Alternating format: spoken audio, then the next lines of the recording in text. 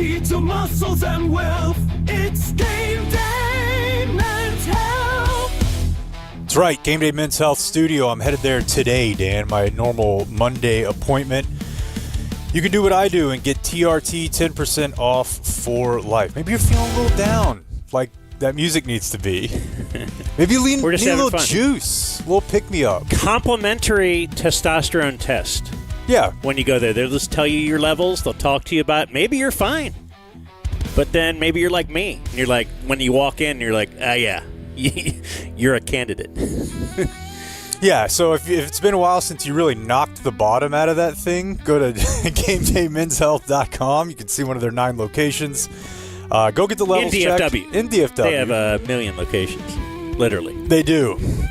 Go to the one in Rowlett, Blake. That's closest what's to you, going I think. on? I'm scared, okay? You're scared? I'm scared of my... Are you scared of the you heard muscles about and him on wealth? the Dumb Zone. Yeah. Don't be a pussy, dude. Well, I walked in today. Dan had a raging erection. He got that by 10% off. And because you look great. That's true, too. Go. All right. That reminded me I got to go by there today. That's what we're here for.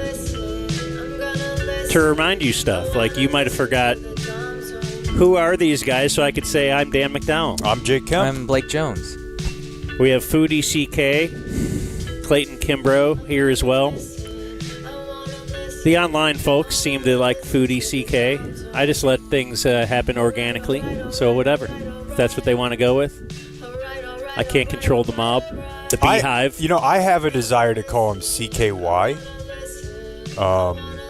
We got a couple filmmakers in the house today. I'm sure they're very... Yeah, Camp Kill Yourself was the precursor to Jackass, Dan.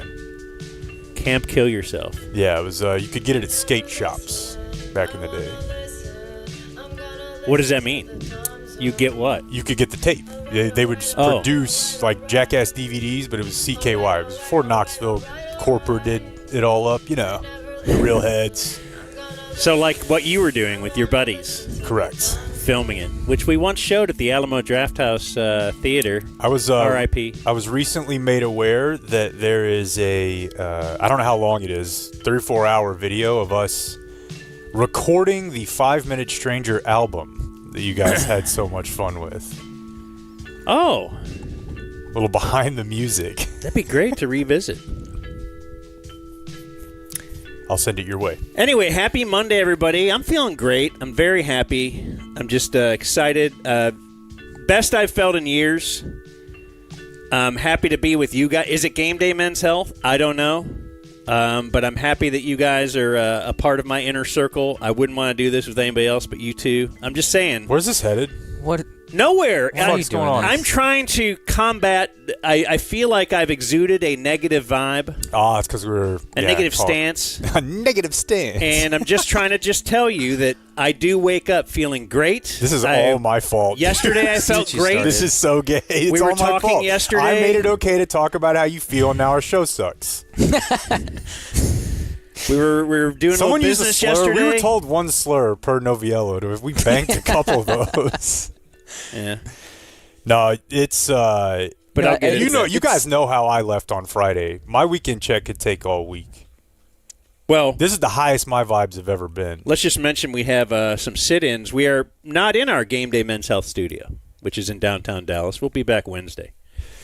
Big show Wednesday. That's right, folks. Doing a show on Wednesday because one guy just looked at the calendar and said, you know what, I'm just going to go on vacation on Friday, and what are you guys going to do about it? And we said, I don't know. That same guy said also Monday. I think that's right. I think of all the we have this unlimited time off. I think out of all the busting each other's balls, there's not a bust term that doesn't sound kind of sexual, is there?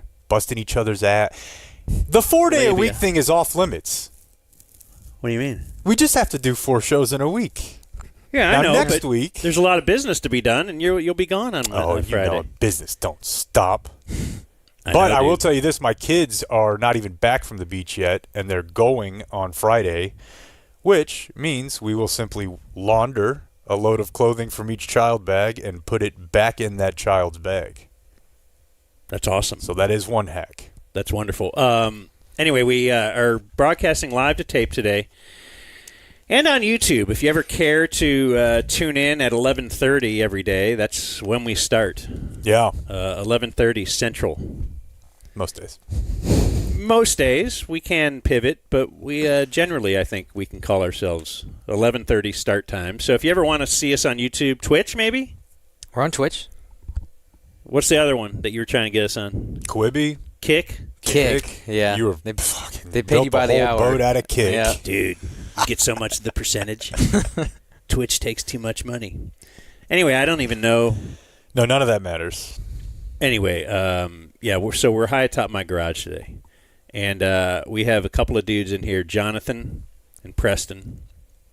And they are cinematographer. That's a fancy thing, man, for a guy walking around with a camera, right? You're cinematographer? Are we?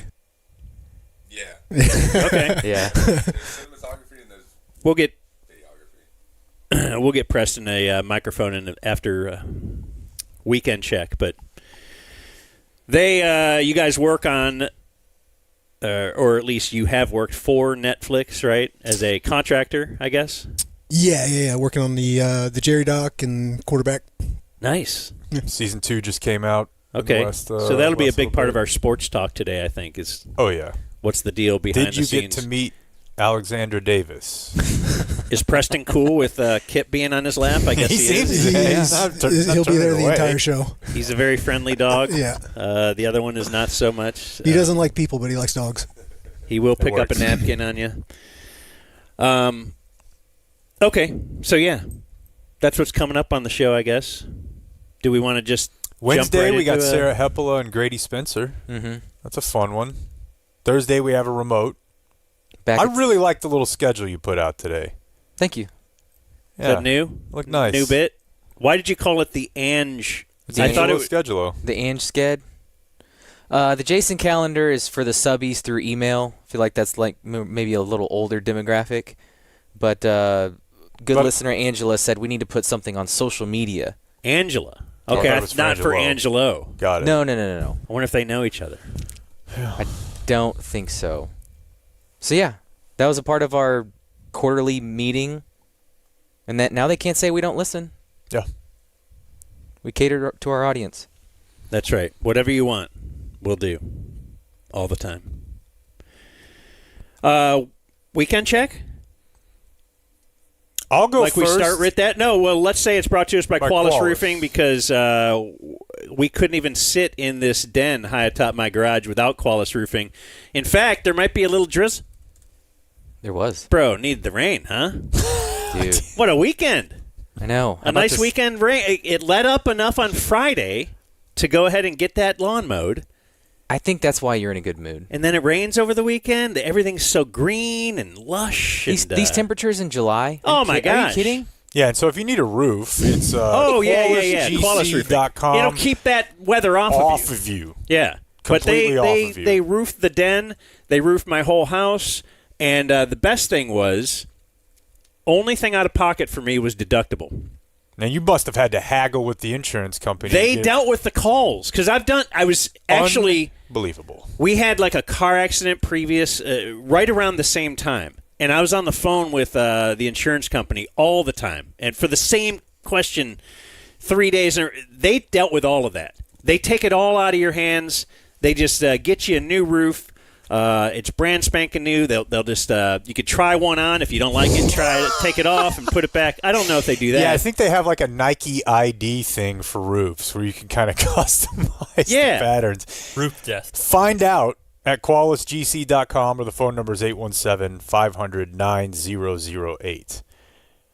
Maybe Clayton go first. Let's let Clayton go first. Whoa. What do you got, CK? Foodie CK?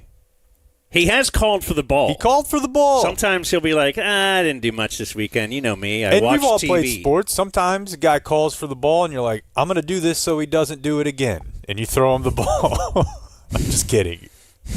No, I mean, I normally don't do much on the weekends, but, Friday I was trying to get out of here, get to the coin show, didn't make it. No. We missed the coin Boy, show. that No. checks out that the coin show closes at 5 o'clock. There's another day. Yeah. Got up early Saturday morning, got a breakfast sandwich, What's early? 8:30. Okay. Okay. for Saturday. Trying to scoreboard Clayton over there? I'm just curious what's early to him. Okay. Because he'll sleep till noon on you. Yep. Nice. We'll do that. Did that Sunday. Yeah, went to the coin show early in the morning. Saw some familiar faces. Had some good talks with people. There's a coin community, Jake. Yeah, there's a community.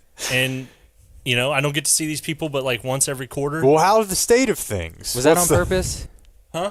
It felt like it was Okay. on purpose, Keep and I going. wasn't even gonna.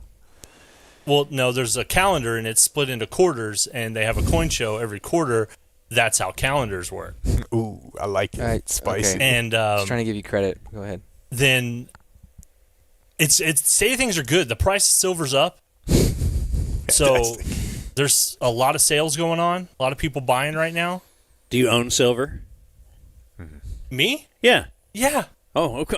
Okay, I'm sorry. Well, it is a dumb question What, for a guy like Clayton? for a guy at a coin show. I feel like not a lot of people Like, do you have showing a up at the reptile show. Like I'm more of a dog person. You don't have a shelter, right? A bunker? No. Like a prep? Okay. I have Also, a dumb location. question. Why? Because why would he tell you? Okay. Because I'd just be knocking on that door. When Yeah. I the day told y'all came. this before, that like if things go good and our relationship is good by the time things go bad in the world, I will give you the coordinates to a location. It's up to you to get there. But if you can get there, we will take care of each other. I'm great with geography. This will be perfect. Boy, could we give Dan coordinates? Yeah. What does that even like? How do you?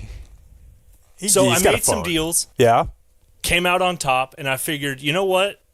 I love this hobby. It's a fun hobby. I got into it with my family a long time ago, For sure. and I'm going to share the wealth with you boys. I got y'all presents. Okay. From Henry, the coin show. go to work. Intern Now here's Henry the test. Those are themed, so will Henry know whose is whose? Intern Henry handed a bag. I think I see mine. I think I see his as well. The silver one's for Dan. That's for Blake. Are these gifts Henry only knows purchased? one speed, and it's pond water. That's Jesus, Dan. run the ball, guy. This is cool. Nope, that's TC. What is happening? Yeah, Jake's is in the back still. Okay. This is taking way too long. I should have just got up and done it myself. What do we have here? Oh, it's look at that. Interesting. A Superman coin I got a or something. I got a coin that It essentially is. indicates we didn't walk on the moon. It's a conspiracy theory. You're in on this? Okay, we'll talk. We'll talk. Take a look at this coin I just received there. Wow. Well, thank you, Clayton. Yeah. So I made a day of it Saturday. There's one last thing. Head depth has been a common theme. It has. We got some more head depth And emails. I made a day of it and went to a couple of the vintage shops around, and I got a new hat for you guys. For us? Wow. Oh, for you to It's wear. for me to show you guys. Oh, dude, I have wanted a production guy with a cowboy hat for so damn long. That's an identity right there. As long as the headphones work. I like it. Dude, He's cowboy guy. head depth is a thing. He pays attention to Oklahoma State. Of course he has head depth. I apologize to Clayton because you gave me, from a fine listener at the Hot Springs Marina, Yeah. a hat, and I looked at it and I thought, That's not the one I thought was for you. And I'll yes, tell I put it on. And yeah, it's Yeah, you look like a little... That's no good. Nah. So I don't got think this, it does. I got this I think roomy hold it- Lone Star don't- beer hat. I feel like the bill is not far enough out. I don't know, but the point is, Maybe it's just that it's not curved. it's got about. It's. You, But you that need one a was for tinier head. Blake. I thought Blake would do well with that one. I feel like Blake's head is pretty big though, especially after somebody comes in and sucks him off because he's good at softball. Okay, we'll get to that in Blake's weekend check. We can hook him up now if you want. Hook who up? Preston. The other mic. Oh, Preston. So I'll spread You've been mine out. dismissed. I'm gonna work backwards, okay? Because as you guys know, on Friday when I came here to do the show, my two kids, 6 and 2, left for the weekend. They're not even back until 6 o'clock today. Wife was scheduled to go on a 40 or 50 person party barge on the lake from 11:30 to 5:30 on Saturday. So, dude, the Clips album came out Thursday night. I was like cloud 9. got a lot done, but I'm going to start with Sunday. We'll work backwards. I went to go see the dinosaur movie. Oh. Against my natural instincts. Did you go alone? No, I went with my wife last night. Okay. So I saw the one that came out in 2015, like the reboot of Jurassic World, the one with Chris Pratt, and I loved it. I thought that was an honest, good, like it felt like the people who made it got it. They made one in like 2017 or 18 that was dog shit. I did not like it. Then they made one in 22, and off the taste of 2018, I was like, I'm not going back for that. We're done. Right? So the 2015 one was good. So then they had this one coming out, and I don't want anything to do with it, but then you guys are like, you're Dino Man. Why don't you go see your little Dino movie? And I said, I think it's going to suck.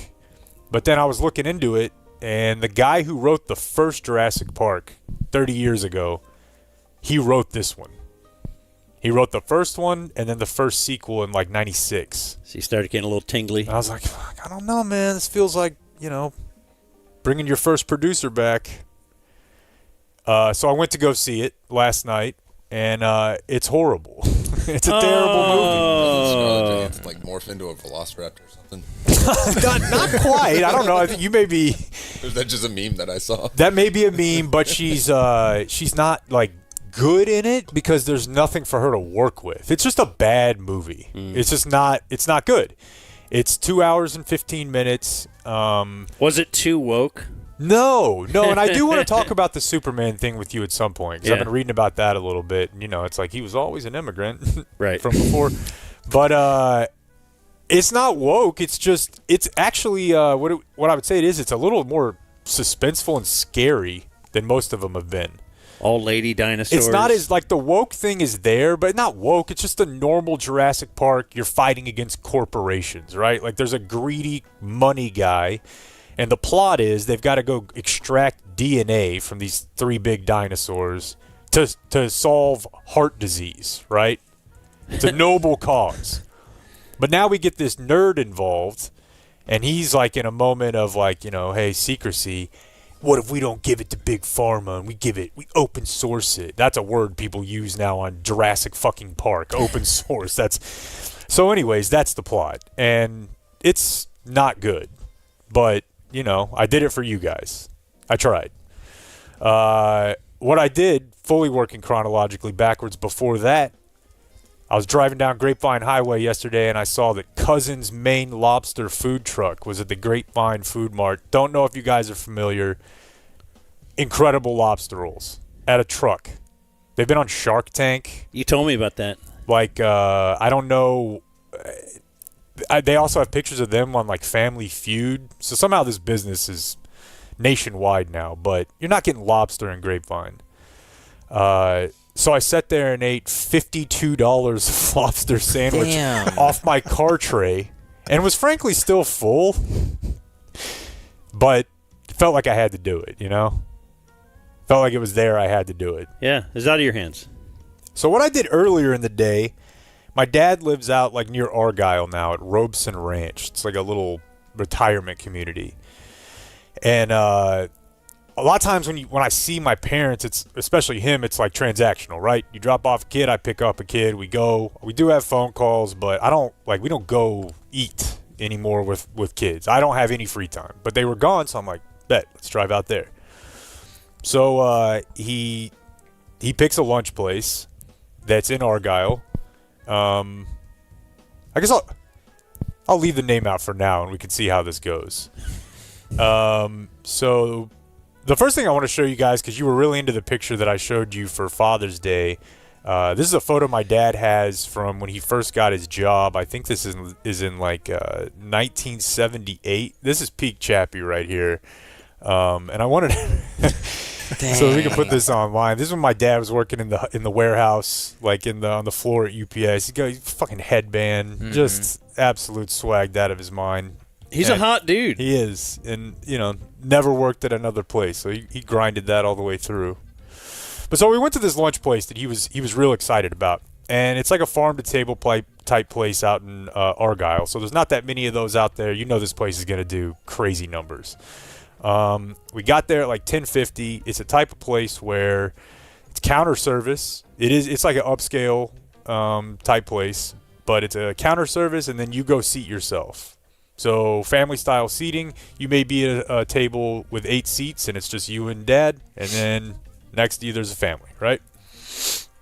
So we're looking at the menu on the wall. The line's like probably 12 to 15 deep, and he and I are kind of talking, and I'm like, oh, I'm going to get this. It's a breakfast item. And a guy in front of us goes, hey, they stopped serving breakfast at 11. Which, for those of you who are not in the douchebag brunch game, if a restaurant's going to be open from 7 to 2 on Saturday and Sunday, they don't stop serving breakfast at 11. You serve your brunch menu and breakfast menu until 2. That's a very weird thing to do. So a guy that worked there said that? No, a guy in front of us in line. Because it was 10:50, you stated, when you walked in. I know. I thought that was and early now we're for in lunch. line, and so he overhears your conversation. I'm going to have this. Right. Okay. And so if somebody engages Chappie, like, they're cooked now. So I want to show you the most dad photo ever, as now this guy now Dad's interested, and he's going down the whole menu with him. He's hitting him with a what's good here. Classic what's good here photo you can see on the screen here. Younger man about my age, and Dad's the neck leaning. Yeah, Saturday they're not going to. Neck leaning. They might close that during the weekday. Yeah, but it was Sunday, Right. but still, that's Sunday. the move. And so they've got a breakfast menu, they got a lunch menu. So I'm I'm a breakfast guy. I'm upset.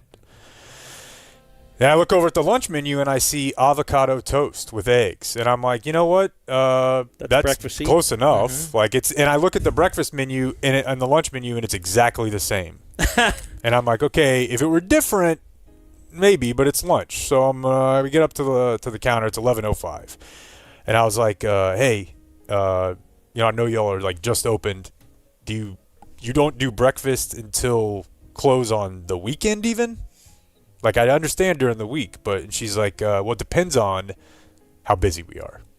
And I'm like, well, I wanted to order the lunch avocado toast. And I was going to see if you could give me a side of bacon with it. She was like, oh, that's no problem. All right. So we go sit down. They bring me my mint lemonade, which is a sort of thing you can now enjoy when you're not a drunk and hammering 9% lagers at breakfast at 11 on Sunday, which is 100% the move. They bring me the lemonade, and then like 10 minutes later, they bring me the avocado toast. It's kind of weird. And I'm like, oh, okay, so I'm going to wait to eat type of guys. Dan Did you knows. not mention? I go, I think this is just part of the order, and they go, it's coming. Oh, okay, good. And so now I've waited 5 minutes, and my dad's like, just eat. And I was like, I'm not eating, and it's not because I'm being courteous. It's because I want the crisp of that bacon on this avocado toast. Like, Sure. I've been thinking about this. And 5 more minutes pass. Now it's been 20 minutes since we ordered, and I'm like, I'm just going to eat.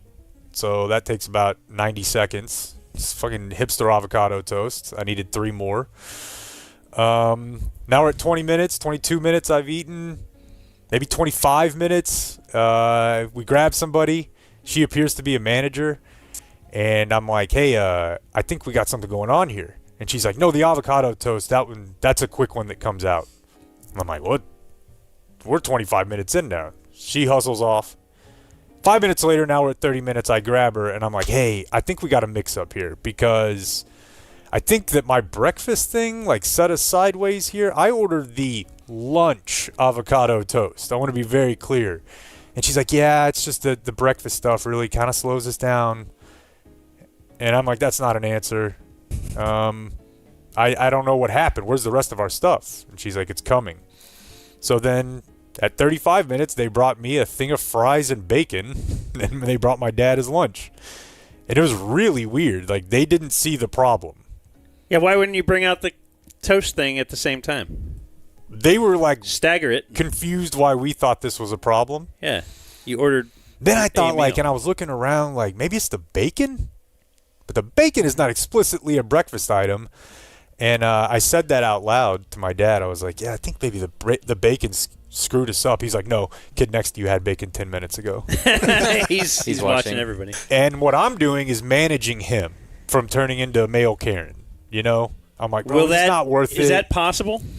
with him? Because Well, you know, what it is I'm at the age and the place in life now with running a business where I seriously consider actually having like a neutral conversation with the owner and being like, yo, I feel like you should know that this happened. Like, Yeah, that's- like Adam at Eatsy's tells us, like, hey, if you got something, Right. I had a pizza that was weird, and he's like, tell me. In our H2O last couple weeks ago, they right, had I'm a not here massive bitching. fail. I don't need. But I feel like you should tell them. Right, because they would want to know. Yeah, but Wouldn't you want to know if somebody? But my dad's version of I think they would want to know, it's going to sound like an old asshole. Yeah. I feel like I might be able to pull it off. But I instead was just like, all right, yeah, I guess I'll just eat these fries. And then, we left. And to do the generational thing, my dad was like, for $56, not coming back here. No way. And I'm like, Dad, that's what it costs. And we had a nice time. Like, this desire to make this, like, these people suck, and I'm going to make sure that everyone knows it. The world. I was like, whatever, bro. We have had a shift in the cost of a meal. Oh, no doubt. You got to update everything, right? Like, $100,000 is not, like, the same. I thought if you made $100,000 when I was a kid, it's like, fucking Dunsey. But 100%. Over. But Hot tub. $25 a meal, I think, anywhere you go is almost. Dude, and it's not Gonna be just pretty common. it's not just old people. But my wife thinks. My wife, dude. She's like, she thinks we have to be at the finest steakhouse in the world to have a meal that would add Oh, up yeah. to $25 each. Yeah, and it's pretty great too when you're me, And you could be because at when that check Costa comes Vida. out and they're like $80, and I'm like, looks Oh, like when each you're non-drinker entree now? was 25. So where did this? Oh, Well, but when you're you now, that's why and she's I always also- like, just order a mocktail. Order a mocktail. I'm like, I'm not paying fucking $9 for syrup and water. It's Right. not happening. And I know why you're doing it. You But- you don't want to feel guilty. But you're also a good dude who will split a bill, as am I. Yeah, But the alcohol thing doesn't always. the alcohol really sends it into whack, and my wife will want to, It ain't worth it. let's itemize it so that we don't pay. And I'm like, look, whatever. We're hanging out with Do these they offer you a survey at the bottom or anything?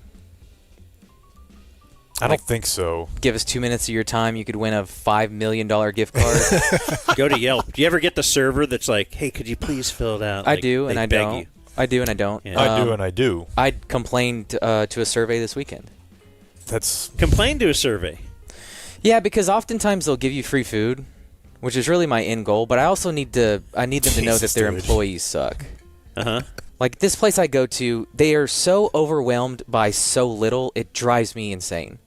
Because I try to time my order to pick up at 1:35. I know I got to show up at 1:40. Food's not ready yet. Oh, it'll be 5 to 10 minutes. And it's all because they had 2 to-go orders before mine. Right, and then they'll tell you that. And then on the app, they hey, please You're like, tip. hey, I'm a to-go Yeah. order. Right. No, I all gave you. I to-go gave orders, you, Matt. I gave you ample time to get my order ready, and it's not. And I got to sit here. Yeah. But I didn't get free food. Well, I got a lot more, but I'll tell you guys about that later on in the week. Oh, I should tell you this real quick. Brahms has sopapilla cheesecake ice cream. They're leaning heavily into the Mexican thing. They have 6 new Mexican flavors. I tried all 3 of them, or 3 of the 6. Great look for Brahms. That's a good one. Also, Brahms somehow still insanely cheap. Family Yeah. friendly. No, it's a great place to go. I got my Slurpee Friday. Good for you. 7-Eleven After Day fighting you. celebrated. I Yeah. saw you on social media. That's what social Yeah. media Let is the for. world know, and they were very happy that you did that. It was delightful. Thank you. And then on Saturday, I took Brooks to Chuck E. Cheese, Wow. and I haven't been inside of one in 25 years. They still got a ball pit? No, that Ah. had to be killed during COVID, right? Ah, yeah. I feel like I saw one at the Grapevine, but maybe I'm misremembering. I've been a couple times in the last handful of years. It had been a long time before that, but I know the current setup. Are kids getting sicker now because they're not getting all that, Ooh. what do you call it, exposure or whatever? to the- Antibodies? Yeah. That's The how ball we. pit? That's how we were all built. We should bring back the ball pit. We went. Mandatory ball pits in Can't every take a restaurant. drink out of hoses again, man. Hell yeah. You know. That first hot sip of water. We should also just stop giving water to kids who are. Water for the week. Yeah. Yeah, you probably grew up in that era, right? Yeah. And Oh yeah. remember, the Titans killed more kids in football camp than any other movie. So I went to the Rockwell one. They had a trampoline park kind of thing, and At Charles Entertainment, they had a trampoline. yeah, they went Interesting. through some big I don't know. Reno? Yeah. Well, they went bankrupt. There's a bunch of that Okay. going on. So it was redone. It was nice.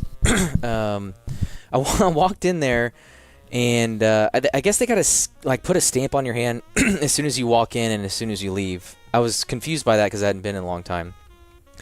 The employee was wearing a mask. I couldn't really hear him. There's a million sounds going on, and this very quiet guy is saying left hand. But I thought he needed Brooks' hand, and I gave him my right. I was very confused by the situation. And this guy at Chuck E. Cheese told me, no, your other left hand. Oh, And damn, gave son. you I that. just wanted to just grab him by his shirt collar. I was, I don't need this from you, employee at Yeah, Chuck E. Cheese. but he gave it. It just really it just put me in a bad mood for the rest of the time I was there. But no, your other left hand. I got suckered. They have a monthly pass. Oh, Jesus, dude. You're going to have to hit up, we got to get one of these services that goes through your bills. You haven't been there. Fucking in homeless a guy decade. on the payroll. But you bought a monthly pass. Oh, yeah, I'll certainly be back here next month. It was. What are you- It was $60 for unlimited. You can go every single day for $60 for 2 months, or I could spend $21 for 30 minutes. Wait, So I unlimited feel- every time you go? Well, It's unlimited visits with a capped you amount can. of... Yeah, but the amount that they give you is plenty for one day. Yeah. So all I have to do is go 3 more times, and I've made money. You know, So we got to go back. I got 2 months to go 3 times. I feel like we can do it. I feel like as much time as you spend solo with your son, you actually probably might be able to pull this off. Maybe let I Jake told borrow you- it. Do you want it? I mean, the thing for me, when we went to a birthday party where you had unlimited play. Mm-hmm. And as I told you guys, Nora, she went stimming like a demon that day because they gave her unlimited coins. And they had a deal where you could just put the coin in and it moves the coins closer. Yeah. And she's like, they're Yeah. gonna fall, and we just sat there for an hour, Yeah, just putting coins in and watching. Like her friends are playing all this other stuff. No, and you know what else? You win a ton, Yeah. because eventually they all fall. Right. We might have made money that day. Yeah, Brooks hammered this Paw Patrol wheel where he just scan play. The band doesn't exist anymore, by the way. No, You should note that. they got a projector with music videos playing. Yeah. It's weird. The Chuck E. Cheese that walks around is incredibly spare. But it was cool. I mean, a ton of games. So we have the monthly pass. He had 40 tokens to play that day. And so every 5 or 10, I'm like, all right, 30 left, 20 left, 10 left. And then when we got down to 5, I said, dude, all right, you've got 5 plays left. And I could see the wheels clicking in his head. So we went to the next game. Do you want to play this? He'd look at it. No, not this. Goes here. No, I don't want to play this. Yeah, I want to play this one. That's good. Learning like an investment strategy. Something Angelo cannot do. Damn. A stray It all for the comes hobo. back to the homeless guy. Of course. Because I'm sitting there, I'm like proud of my 3-year-old Yeah. saying, okay, you understand the value of like something running out. You need to make it last. Resource allocation. And my homeless guy What if can't you bring even do him that. to- I don't know how Dude, much he I would- love you he would- saying my homeless guy. I That's how we're I gonna pay for him. He's my homeless guy. What if it's Yeah, just a but- misunderstanding because it's text, but he needs the visual and he needs the tone of your voice? So what if you take him to Chuck E. Cheese, had that exact same day with him? Do a little Econ 101. Yeah, and then you could, at the end of the day, you're running out. You go, okay, now this is, and then when you're Yeah. done, you go, this is like the card. I should do a case study. And How then much does he spend of that 100 that you put on it last he week? hasn't spent much. He's still probably got like $50 left. Wow. That $32 trip to Lowe's, But you did tell him you've got 100, and that's it. for the month or something. Yeah, and that started like last Monday or Sunday. So, but this is good though. Yeah, no, it's progress. I feel like I literally feel like an economist being involved in this. I love watching it. It's a Yeah. social experiment. Yeah. So James Crowley, good dude. He invited us to the rugby banquet last year. I went. They had it again. I went because they said they had a water slide and I needed something to do with Brooks. But again, people that play rugby look like they play rugby. They drink like they play rugby. And they also will get in your personal space. Yeah. They're space invaders. Yeah, they'll throw an arm around you. An arm around you at the bar. Yep. Yeah. They love long sleeve shirts with collars. And why? Dude, In stripes too? They hammered that keg. Yeah, they just hammered that keg. It was amazing watching them drink. And then you need to play. You need to play. And there's not a sport I would rather play less than rugby. Man, looking at those guys, those big beefy beer drinking guys, are just going to come waylay you. I know. I would love to, but I don't have it like that. But you might, though. No, I don't want to get I don't want to get tackled by them. I hate guys like you. But like I was telling James, the explosive in the world down there. Okay, they break my leg. What was it for? Then what would happen to my leg? Rugby? Yeah. Hell no. I'm out. And then, of course, Sunday was the All-Star game. And this is why there can be no rugby, because it could mess up that 405 pull swing. This is your softball. Yeah. And so it was right after the championship games, and there were, I think they said 186 people watching the championship games. Online? Where? In person. Oh. And so the stands were full. And the reason I say that is because I met Chris there, who could show himself this time. He didn't have to hide. The scout of Blake Scout, yeah. Yeah, he was at almost every game, filming in the background, trying to do his best to hide. And obviously now he is known to the league. Yes. So the rest of the softball dudes in their 50s or whatever are like, oh, cool. And as we're standing, a podcast. As we're standing there talking, it's like a couple guys will walk by, they'll look at us and they'll do the double take. Yes. Because they know it's Chris. Like, hey, that's that guy. And then this other group will kind of look over, and he was a celebrity out there on Saturday. And there was not a single person that hated the bit. Now, luckily, I was the only Cardinal to make the All-Star game, so I don't know why anyone else would have a problem. But yeah, dude, he was a celebrity out there. Yeah, he sent us a report. I wish he didn't. It sounds like the worst game you've had all year. Yeah. So once you're surrounded by people that are more on your level, yeah, once you get the dude who's just painting the black. Or I just haven't played in a month and I don't care about this game. Ooh. I think those are all possibilities, but I think the biggest one, and it's completely okay to admit it, is you were pressing. You knew everybody out there wanted you to put one, Chris said where you put them. The PA guy did me a solid and played Blake's walk-up song, Gary Glitter's Rock and Roll Part 2. You're a big Gary Glitter guy, right? Oh, yeah. He and I were the only ones laughing. Blake's Cardinals coach, a great guy named Caesar, is coaching third and pointed at me and then to the parking lot because I'm not helping BJ today. He said he was like, hey, you were 0 for 2 at that time, and then yeah. You popped up to second base to go 0 for 3. Yeah, I suck. I mean, again, I didn't watch the videos, but based on the description of the at-bats, it felt like a Dolis up there a little bit. You're trying to... Yeah, put on a little bit of a show. Well, yeah, my first plate appearance, they put all of the fielders on the left side. And so I just tried to rip it to the left and popped up. Did they really? Yeah. They did the Blake shift? Yeah. So you tried to Ted Williams? Yes. I'll hit over it? Yeah, I'm not going to put it down the right field. I'm not going to do that. They gave Chris a jersey. Yeah, gave Chris a jersey. That was awesome. That's your weekend check? That's it. Because mine, because I don't know if you noticed, but the Remo has started here, and I'm going to make my weekend check brought to us by One Day Doors and Closets. Genius. That is the place where you can replace all the interior doors in your house in just one day. In fact, they'll drive out to your house.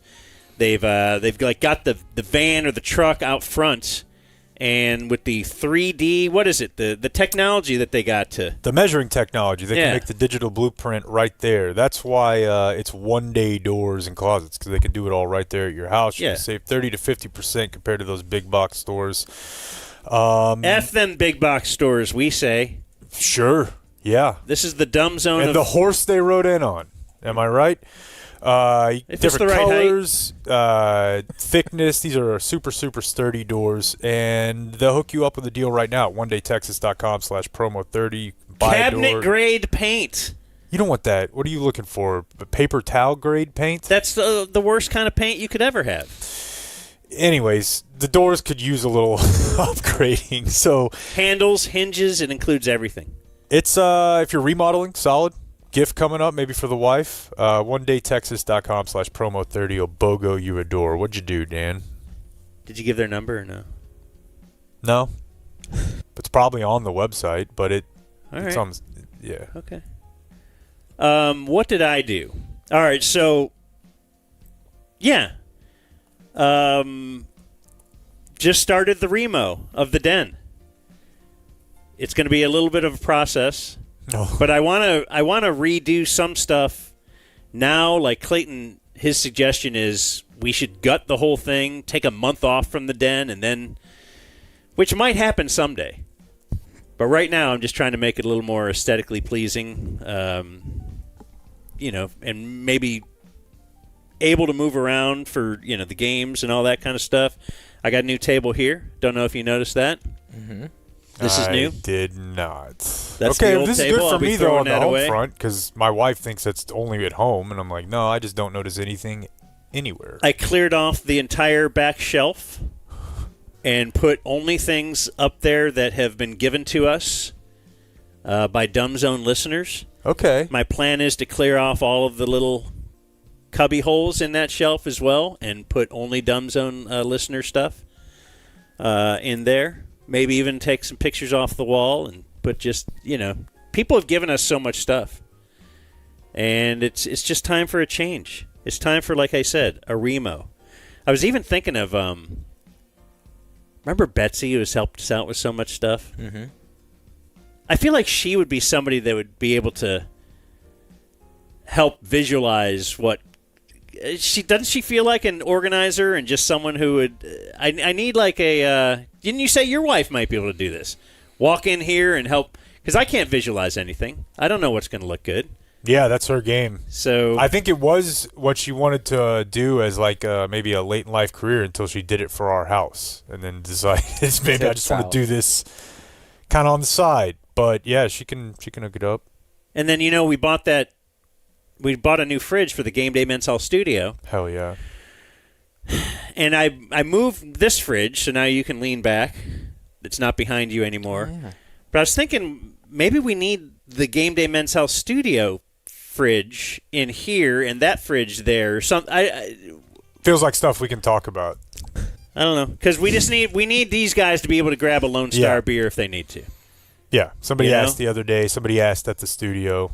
Yeah. I still I don't know if we can do beer at the studio. I think Because it's in a that different media entity than us. is an interesting proposition given the podcast that occurs across the hall from us. But You're right. that one seems to be pretty heavily You're right. wine-based. Never mind. The mom game that we have there. So I don't know. But I was just going to say I still post-alcohol want to have a kegerator in a studio one day. It can be full of, thrown sport coffee. I don't care, but the kegerator is success. Much like the hot tub. I did not see Superman. No, okay. I saw many people did, though. Had a big opening weekend. And I really regret it. If I knew you were going to Jurassic Park, I might have forced myself to go see Superman. But You didn't take Kip and Bodie to see Superman? I did not. Did you see that was a thing? People taking their dog because there's a dog on screen? Yeah. Oh, that is the bad bit of all bad bits. Are the theaters just allowing this Oh, I thought- tomfoolery? I didn't know you could take a dog into a Yeah. theater. I thought this was sent to you a million times. I did not know this at all. And they put capes on them. No.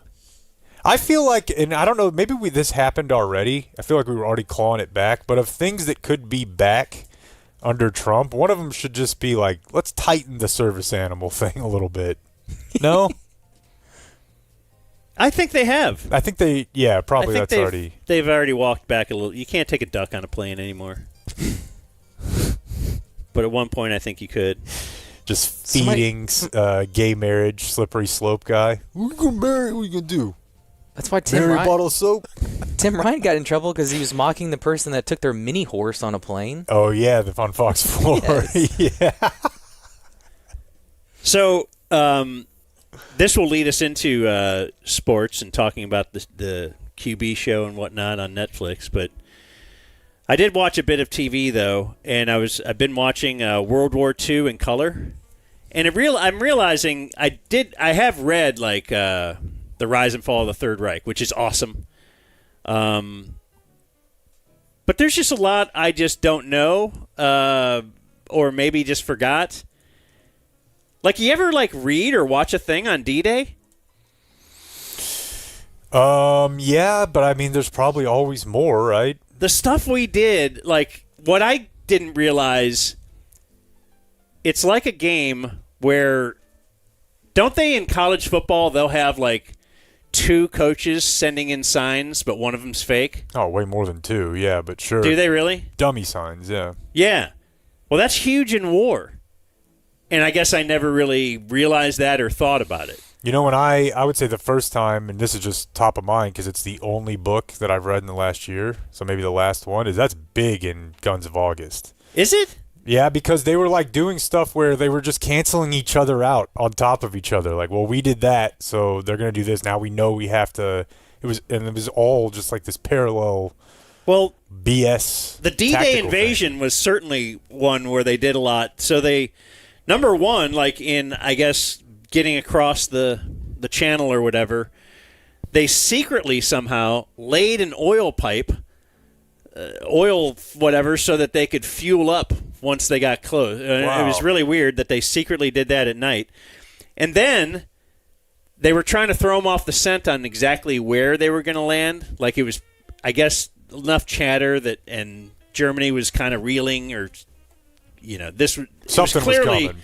The tide was turning. They were doing pretty bad over there in Russia. So then the U.S. now gets into the mix, and they had like a whole fake army with inflatables, so that their intel was showing, oh man, they're going to hit this one beach because it's the closest from, you know, to get across the river or the channel or whatever it is. And so they had a whole, like, they had film of it where guys had they were fake tanks. They were all inflatables. Fake everything. That's crazy. Fake people. In fact, when they were doing the invasion, when the invasion initially started, they brought a lot of planes deep into France and parachuted fake people. They were actual mannequins or dummies. They called them Ruperts. And because they wanted the Germans to send, we got to send people over there. But it was all to throw them off the scent as to what exactly was happening and where. But that happened all over the place as I'm watching this series. Like, That's this wild. is a big part of war is just deception. I've never heard of this with regard to D-Day. These tanks, yeah, I mean, obviously from... You see it now? Yeah, aerial, I could see, fooling, and that's the whole point. But up close, Right. They look ridiculous. Like, Right, they look and like that's all it's about. They look like bounce houses. That's all it's about, is the aerial, Yeah. and seeing how many people are around and all this kind of stuff. That's crazy. Very cool. Yeah. I did a fair piece of TV this weekend, including the quarterback. I wrapped up tires. Finally. Okay. Do you want to do a quick We could do, yeah. review of the finale? I knew when you told me you didn't like the finale that it already had Bear Season 1 or whatever written all over it, where they were going to find a way out suddenly. Well, that wasn't it. It was like everything's effed, and then in the end it's not totally. Right. That didn't bother me so much. The bear especially bothered me because it was like it was Roseanne won the lottery type thing. It was just so whatever. And it just seemed nonsensical, too. It was in, like, they've sealed up cans. I didn't buy any of it. But I just thought it was just too feel-goody throughout the whole show. It wasn't their Just show. the finale. Just the finale. That show is busting balls, making fun of everybody. There isn't necessarily a feel-good message, but it was gay. I didn't like The final episode didn't feel like this is a Shane Gillis vehicle. Like, it felt like... Yeah, I know what you mean, but, like, they've already kind of introduced the theme of the show to me is, like, lost potential and, like, applying yourself, right? And they've already introduced the romantic angle of it, which is, not necessarily... It's not like Shane's doing a whole lot of relationship stuff in his stand-up. He's got, like, the Navy SEAL and the black guy bit. But yeah, but he ruined that relationship.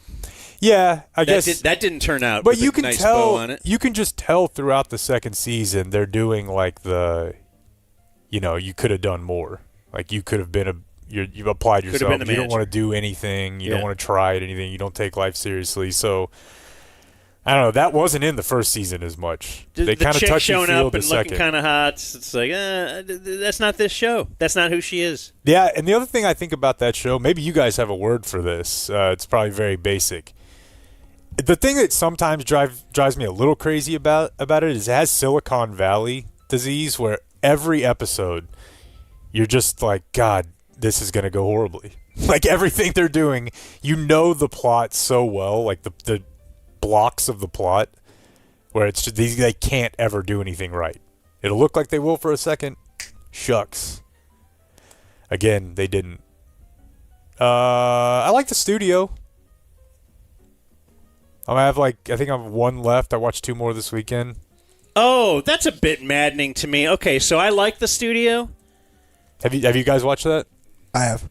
Apple TV show. It's a bit wankery. I like it. It's a bit masturbatory, but I feel like Seth Rogen is making that show out of frustrations he's had in working in 100%. Hollywood, but it's also still good. I kind of love the idea of it, the storylines and stuff. The one problem I have with the studio is Seth Rogen is miscast. Yeah, we've talked about this. It is weird. That person that he's playing is perfectly cast for underling of studio exec, but guy running a studio, like, that guy would never be running a studio. Yeah. So indecisive, so, like, that guy's me. Maybe he's all over the place and he's always screwing things up or whatever, but not. I just don't think he would be in his position. Yeah. And some shows he is, like, more level-headed and calm. Like when the storyline is on the girl or some of the underlings, all of a sudden they go to Seth Rogen and he's like a wise sage who can quickly answer this question. But if the storyline is about Seth Rogen, then he's running around with his hair on, like. It doesn't really make sense in that way, but it's a fun show. I do think it's fun. And you guys' boss is heavily mentioned in the awards, the Golden Globes one.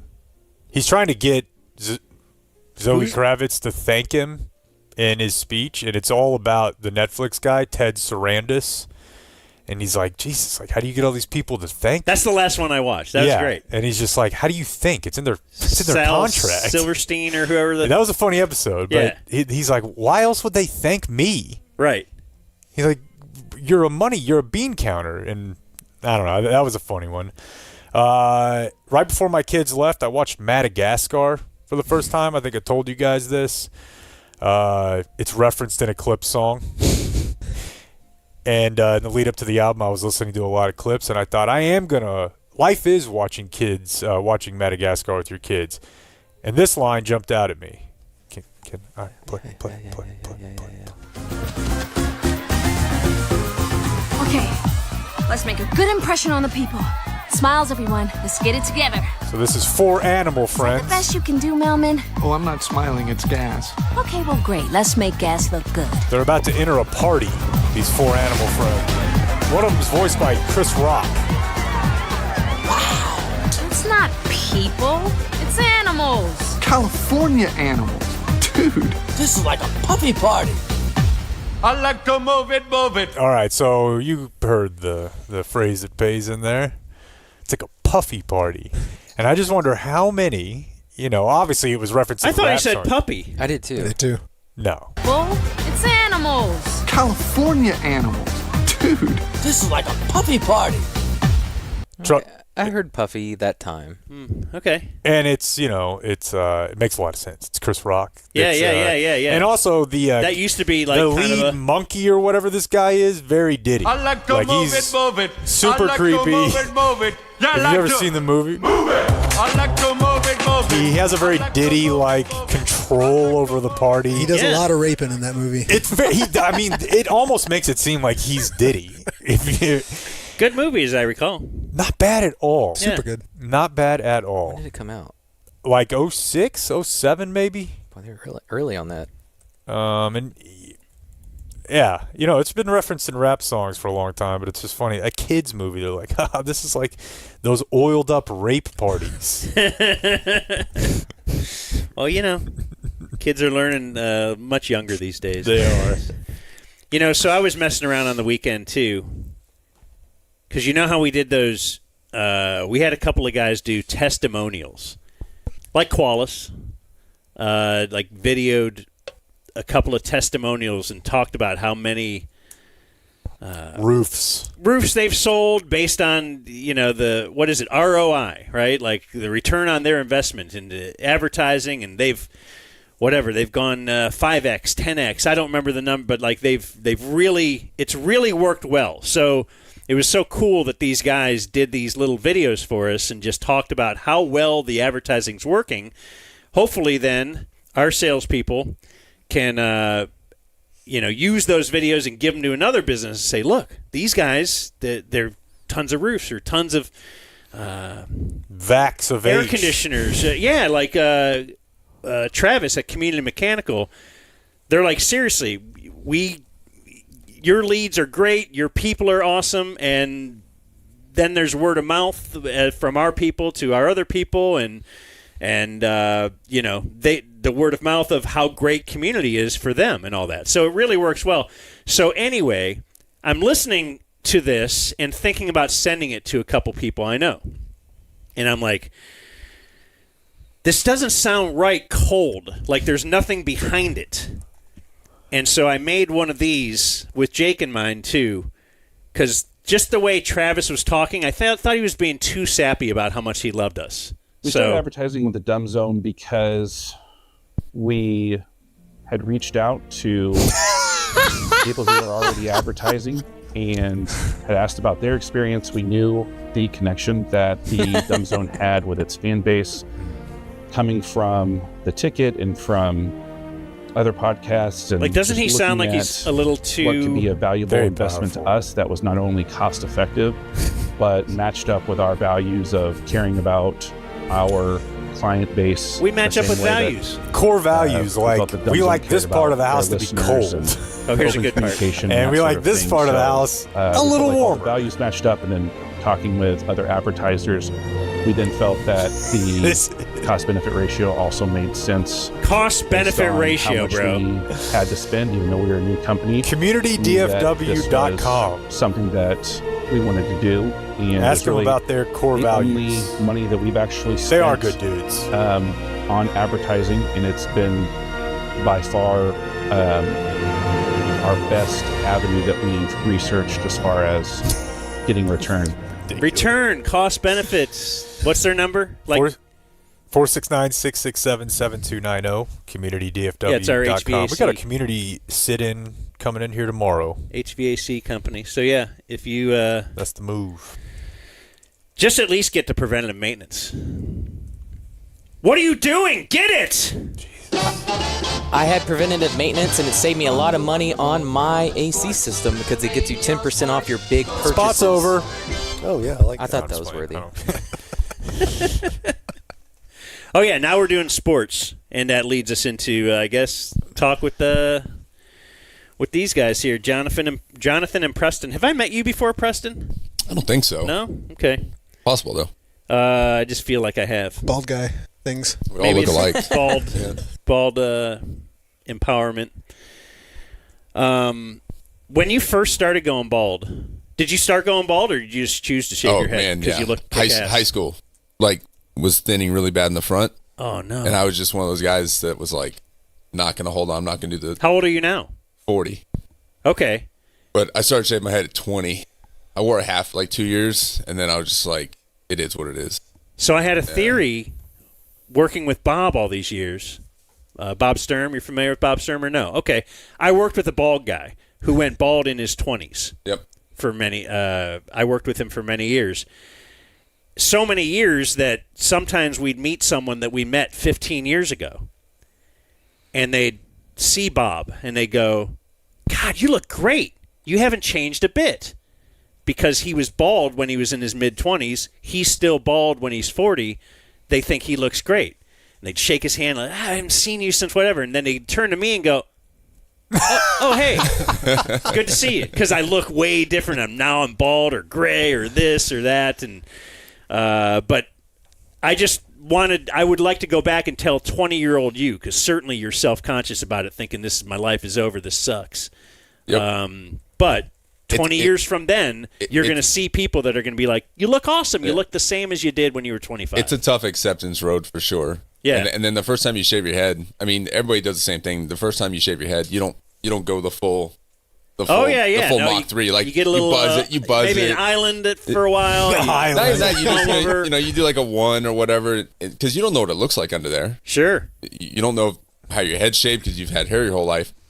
So it's pretty terrifying, but you quickly just realize, like, I'm just going to Mach 3 this thing every night and just shave it. Are you do you tan that head, or do you actually use some kind of bronzer thing? 'Cause it looks great. No, I've got that nice one of the reasons tannable skin, you know. Okay. Shout out to my mom on that one. Yeah. I don't think I've ever just stared at someone's skin during the show this long. It's really weird. I just keep looking over at his head. It looks great. Yeah, sure. No, but it's my an head honor is to way be. too white. My head is too white. Shout out to my mom. I don't do hats during summertime because obviously you'll look like Scotty Scheffler with that crazy tan line, but at least he's got hair.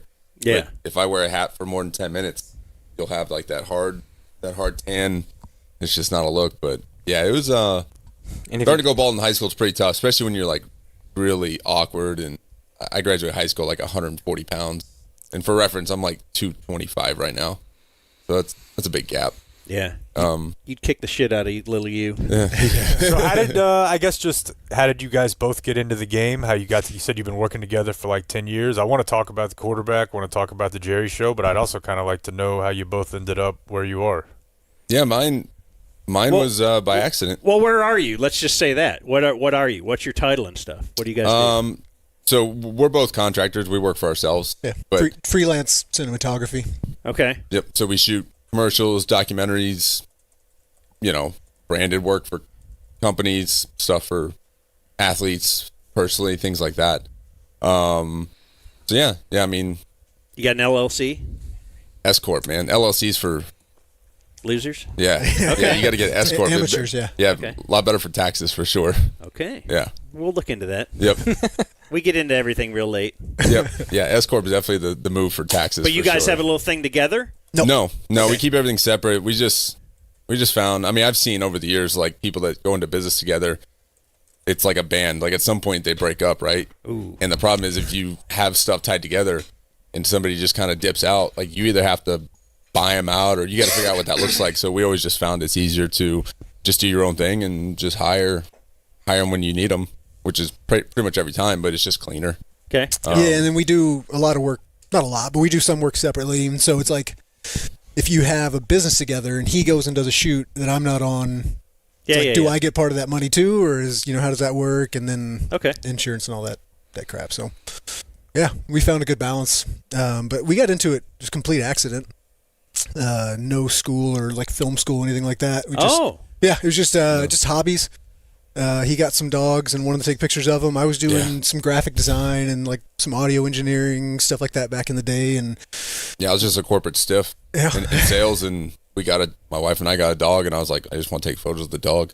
And that like was professional-ish type photos, like getting into photography. Yeah, I mean, but even then, just bought like a basic DSLR camera with a kit lens. Were you someone you would thought of yourself as like a creative, like in high school? No, I just got really bad ADD, so for me, like, the world makes sense visually. Like, I can't sit and read. I've never read a book in my life because I respect within like 2 minutes. Within 2 minutes, my mind's wandering, and I've just not retained this the is the longest information. I've ever seen him sit. Yeah. In one spot. No, it's interesting. I just didn't know like what like what'd you go to college for type thing. I went to college. Business. Business. Got a marketing degree. Yeah, And back in yours- 07. I dropped out of college. Okay, but you weren't like Respect. creating in your like early 20s. Yeah, I was doing some graphic design, Okay. some web design type stuff. Always kind of been in the creative field, things like that. But just got a camera because I had some friends that were doing it, and they could, like graphic designers, they could take their own picture and use it as a background. And I was like, oh, that's cool, because you always have to buy some sort of stock image to use as a background. So I just started doing that and had some people that were like, hey, can you take our family photos? And did that. And then after that, word kind of goes around, and they were like, and some other people would reach out and say, hey, can we pay you to take some family photos? And you're like, oh, I can make some money. And so just kind of part-time-ish, not even part-time, just a couple weekends here and there, you just go and take some family photos, and then that turns into, you start charging a little bit more as you get better at it and upgrading your equipment. And then I just snowballed. I got into video, started with just doing photo stuff. I got into video. My wife was like a CrossFit Games athlete. And so I would do some video stuff for her, and then reached out to like some competitions she was doing, and started videoing that stuff. And that really kind of snowballed because there was not a lot of people doing that in like 2015, 2014. Started doing that, and that's actually where we met, was at this really big CrossFit event in Miami. And how did you get from dog pics to the CrossFit part? What was so kind of the same thing. Just doing photography at the time, doing the dog pics. You do family photos. At the time, I was competing in jiu-jitsu a lot, so I was taking photos of my buddies at competitions, stuff like that. And then as I got better, you buy better gear. People started asking, hey, can I pay you to take photos of my matches, whatever? And then, at Pan Am Championships, World Championships, finally got to the point where I was shooting for, some magazines, things like that. And then, CrossFit was, at the time, was really blowing up. And I talked to somebody who had done like the CrossFit Games for Reebok, and they told me how much they made like shooting that weekend. I was like, yo, what? How much? Like, it was like for the weekend, I think he made like 12 or 13 grand.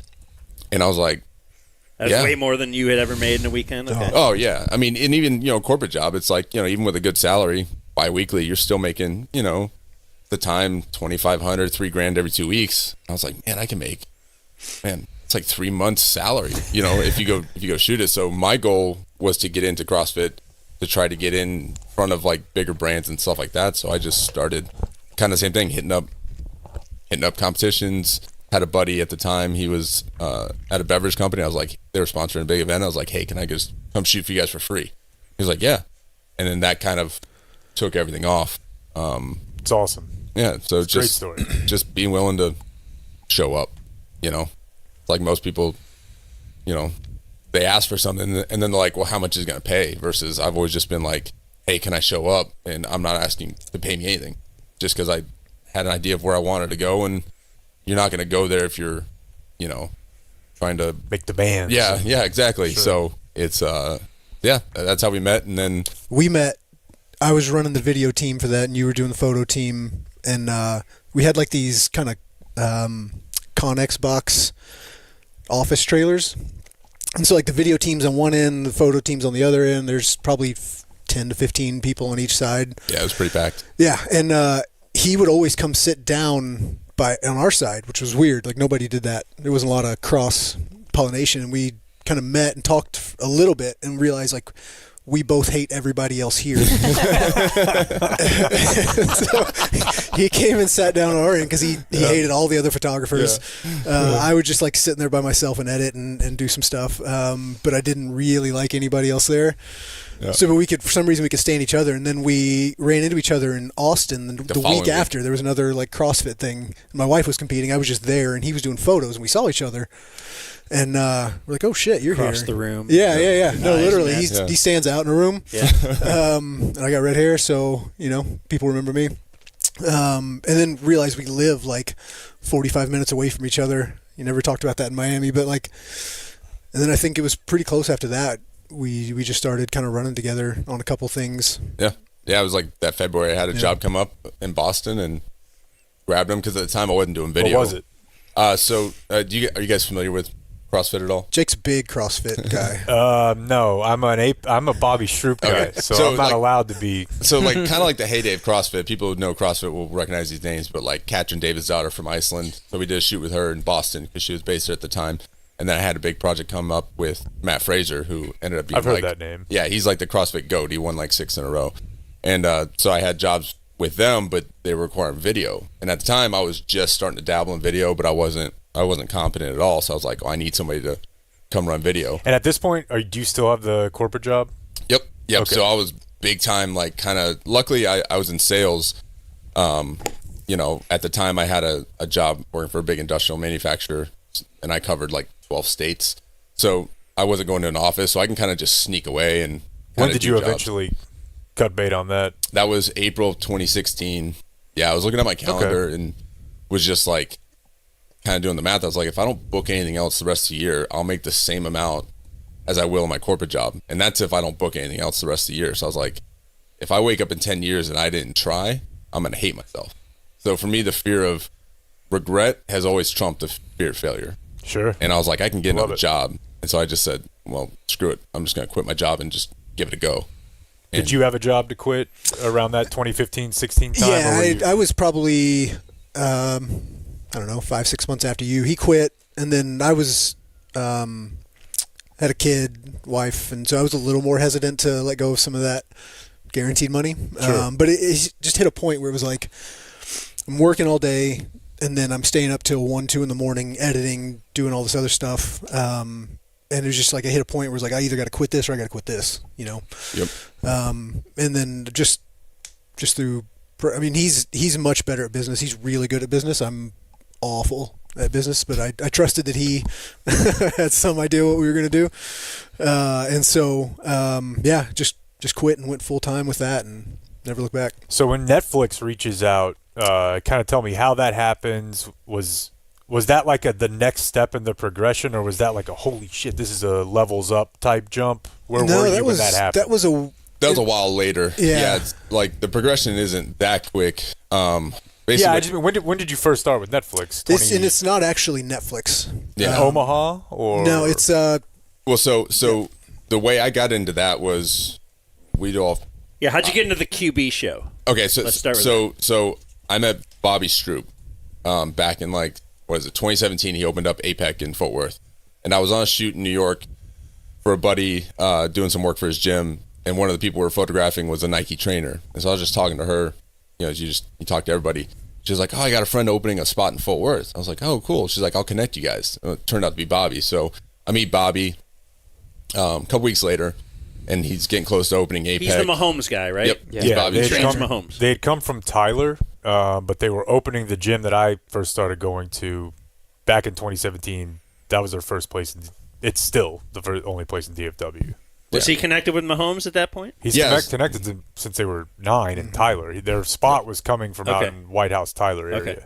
Yep. So I got connected with Bobby, and the way I looked at it, I was like, I just told Bobby, like, I'll just come in and shoot for you. Like, again, I wasn't asking for money because in my head I was like, okay, well, if I'm shooting like with a guy who's training professional athletes, and at the time, he had like Josh Tomlin, he was pitcher at the Indians at the time.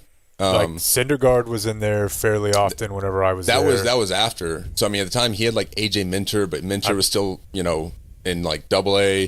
Michael Kopech, a couple of those guys, but they were all still in minor leagues, so they weren't even like in the bigs yet. And the way I looked at it, I was like, man, if I want to get into sports, legit sports, then if I'm shooting for Bobby, maybe at some point somebody walks through the door who's like a bigger name, and if I shoot the right thing, I'll get the right opportunity. Yeah.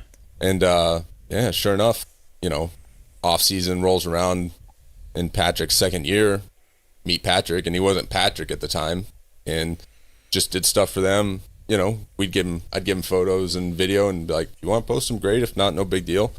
And that kind of started that whole thing. So fast forward to, 2022? We'd do a lot for Patrick, birthday parties, family photos, whatever they need. Became close with his marketing agent, her name is Jacqueline Dahl. She runs all of his marketing stuff. And so they get pitched from Peyton to do quarterback, this first time. And, they go back and forth on negotiations, and, Patrick obviously has this list of things to say yes. But one of the things that they wanted me to be on his crew because, you spend time in their personal space at the home. They just want somebody that they knew, that was familiar with them because they didn't really know how it was gonna go. Right. And so that's how I got into shooting for NFL films and because they're gonna like that. Okay, because quarterback is something. It's kind of like Hard Knocks, where you might see him at home with their wife and kids. Yeah, you might see him at a personal. restaurant. Yep. You might see him at practice, like everywhere. Yep. And so he knew that and didn't want the NFL or whoever just assigning some Yes. Yep. And idiot we've done cinematographer or whatever. Yeah, we've done a ton of stuff with Patrick at their house. You had previously too. Yeah, just us together. During COVID, because the world shut down during COVID, and Patrick just now they're paying you by then, right? What's that? Patrick. I personally, I don't take money from Patrick. Really? No. Okay, interesting. And that's not from them not offering. I just don't. I know what the opportunities I get because they trust me, and so I'm not going to show up to him, training with Bobby and be like, "Hey, I need $500." I don't know the specifics, but I think obviously he pays Bobby, but Bobby has a similar sort of there's a lot of things that come from this, so I'm not going to Bobby's different though because it's part of the world that you always think is weird when you're growing up. Michael Jordan. How come he makes $30 million and he never pays for shoes? Isn't the guy that needs the free shoes the guy that doesn't make $30 million? Anyway, it's a weird bit. But yeah. So again, it's not from them not offering to pay. Yeah. I know because you said in the beginning I don't ask for money. Yeah. Okay, but I just knew that being his guy will net me so much more. Being the person they trust, right? Yeah. And same with Bobby and. So during COVID, kind of like this. Yeah. He said, I got to have my guy filming me. Yep. I don't want just anybody walking into my house. Exactly. And they so said yes. During COVID, because the world shut down, he only lives 15 minutes from me in the off season. We were having to go to his house 2-3 times a week to get a bunch of VO stuff because nobody could shoot. So they were doing a lot of animated spots. Where's that, around Dallas somewhere? It's in Westlake. In Westlake? Yep. Or what's his address? Yeah, he's actually building a new spot, so he don't have an address right now. Okay. But yeah, so COVID kind of really accelerated everything. It kind of accelerated everything with him being in the house. So what was funny was, he had this qualifying call with the people at NFL Films, the director who was going to be attached to Patrick and the cinematographer who his name's Phil. He's what we call the DP, director of photography, for the whole series. And so as soon as I get on the call, because they're probably expecting oh man, Patrick's guy, he's just some freaking guy. And so anyway, we get on the call and they're like, hey, we looked at your website. So you do this for a living. And I was like, oh yeah. They're like, oh, perfect. Do you know what that is? That's because they deal with that. Oh, 100%. That's because there's a million dudes who are like, yeah, my boy's got a camera. Yep. Yeah, okay. Yeah. He's going to be the one who shoots everything. They were very happy. They were thinking they were going to have to train you. And most NFL players have a dude with a camera. Not most NFL players, a lot of them. Micah's got a dude with a camera. Well, you guys heard us talking about, you might have heard the Trayvon documentary that he put out. Same exact thing, yep. Friend with a phone. It's just a guy with a gimbal. You can tell that it's not. Yeah. There's no plan. It's just film. Yep. And so that was was funny. Cool. That was a qualifying thing. I mean, during the call, there's hey, would you want to shoot other stuff for us? I was like, yeah. But so anyway, that's how I got introduced into football, shooting NFL football, because shooting NFL football is one of the hardest sidelines to get on. You either shoot for a team, you shoot for NFL Films, or you shoot for the NFL directly. And that's pretty much it. So, that really So with the got QB series, are you not – is any Patrick stuff we see coming from you? Not only at home, but – almost all of it. All of it. So you go to the game – hey, go to the game this weekend. And you're just trained on Mahomes? Yeah, so when you're doing a series like Quarterback, it's what we call shooting a wire. So when they get wired up, when you're shooting a wire, you don't ever take your camera off of that person who's wearing a wire. From the minute they step out in their pads, you're rolling the entire time. You don't cut, you don't nothing. So because that audio is kind of useless without they won't even listen to it if there's not a video. Yeah, that makes sense. If there's not a clip attached to it, they won't even listen to the audio. So even if you're just looking at nothing, you're leaving the camera running. So it's pretty exhausting shooting a wire because you literally, the second they walk out, rolling and you're on them at all times, and you're changing positions, you're going, different lenses, different situations, but you're on the whole time. But the coolest part shooting a wire for a quarterback is you get to listen the entire time. So you hear everything. In the huddle, everywhere? Everything. You hear everything. It's the coolest way to experience a football game because you're literally like, I did a Stephon Gilmore wire one time, and it's so boring because Stephon don't talk. Yeah, of course. And then he's in coverage, so it's just him running and then back, and then running and then back. Versus like quarterbacks, he's doing everything, right? He's talking to the OC on the sideline about play calls that are working, that's not working. You got a good Mahomes imitation? No, I can't do it. I'm trying to think in my head what that would sound like. No, I can't do it. Yeah, but so I mean it's the coolest way to experience because you're just hearing everything, and the trash talking is it both of you legendary. guys? Some of the stuff, quarterback was on quarterback a lot more than I was. Oh, okay. Yep. Yeah. He was on for a couple things. Yeah, I was on for some stuff. But you're Mahomes guy. I didn't know if you had you were trained on his family in the stands or something, because you'll see that in there. No, I did some audio for some of the stuff. A lot of the off the field stuff, more than in game stuff. Okay. Mostly because with the in game stuff with the wires. Putting a mic on a quarterback's pad or any NFL player's pads is a pretty extensive process. Yeah, you can't get it wrong. Things can't go wrong with that, right? Especially something like this where a quarterback they only have to say yes one time a year, right? That was the deal? Yeah, I mean, the NFL, everyone's technically obligated to wear a wire one time a year. Yeah. Now, guys can opt out. Like Aaron Rodgers don't wear wires, but yeah, most time to see kind of the effects with his own research of the wire that close to your body. Actually, I think what happened was, you remember when, was it Randall Cobb who punctured a lung in a game? I forget who it was. It was one of his teammates, punctured a lung, and he was convinced that the wire had something to do with it. And so, of course he was. I mean, when you see it's wire, when the way you see it's wire, there's no possibility that that was the reason. But that's kind of the excuse he gives. For a project like this, where every game. Patrick's putting on a wire every single game. If that goes wrong once, you've got this giant project that's now in jeopardy. And funny enough, it almost went wrong the very first game. Yeah. We didn't start actually doing quarterback. It didn't get greenlit till week 3 or 4. So the first game that we wire him it was Monday night against the Raiders. The famous I'm here. That was the first game that he was wired, and it was right as the second half started. He gets tackled, but he gets pulled from behind, and the way that the wire is put on, it's this metal shim, and then the mic that's covering the mic, and it's all taped up. But somehow, the guy had got the lip of the shim and bent it, so now the shim is sticking out this way. So it is his jersey is hung up, and he's literally come to the sidelines get this effing thing off me, and we're oh man, no, my God, please, first game, right? We're oh my God, we're gonna lose the wire for the rest of the season. And luckily, the equipment guy was able to bend it and get it squared away. But we were just this is worst case scenario. This is so bad. NFL films guys, their audio guys are trained. They go through training on how to wire pads that I haven't gone through, and I'm not really willing to. I don't want that liability. So just keep it one guy. Yeah. Yep. So they've got their guy, and then it also became kind of a good luck thing because they won. Every game he put that wire on. Yeah. They won. His name's Jeff. Yeah. After Jeff came on, didn't lose a game with him wearing the wire when Jeff wired the pads, so it became this superstition with us. But so I did a lot of the off the field audio stuff from the series, but yeah. Can you hear other players in the huddle too? Yeah, I mean, you can hear people talking. You can hear the OC talking to them. Anybody in proximity, you can hear it because the wire, the pack is on the back, but the mic comes right to the front. Yeah, right. So anybody in proximity, you can hear them. Did they ever mention Taylor Swift in the huddle? No, that was before Taylor. Yeah. Okay. That was the year before. But you could hear Max Crosby a lot. Yeah. I mean, because that was a great scene in quarterback. It's just that back and forth. Because that's the game you're talking about, right? Yeah. The one where he chip shots him. He's come on, bro. Right. Yeah.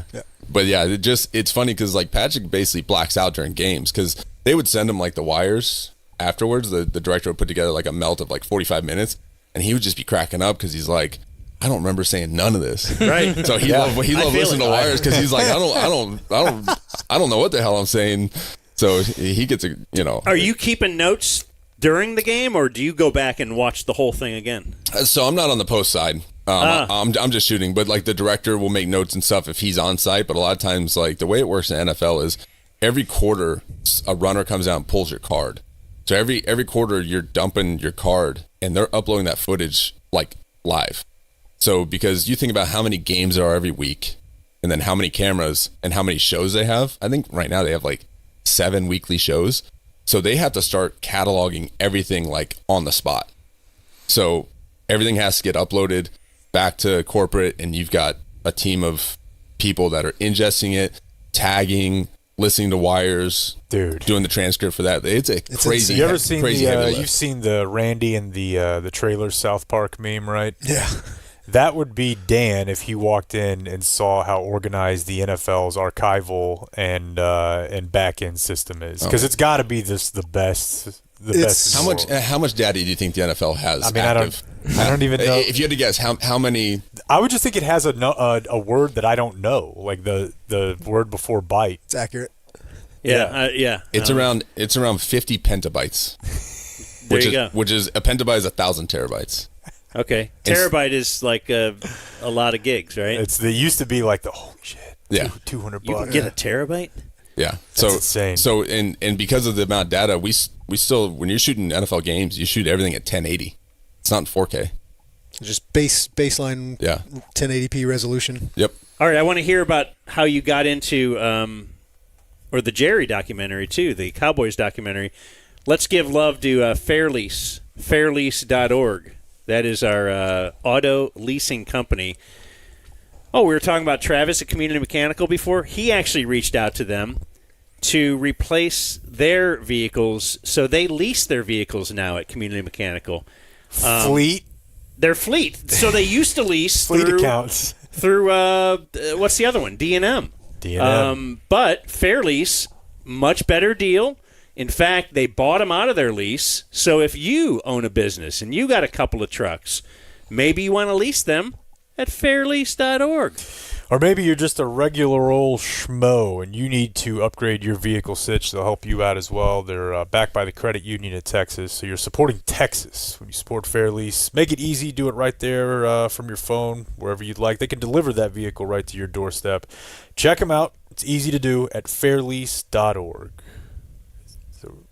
So the the Cowboys documentary. I thought we were about to break. Oh, you want to do it after break? What do you want to do? I don't care. I'm fine to keep talking. Okay. I mean, that's what I thought we were doing here. Or It's been a long time. You just got to go potty, do you? It's a medium P.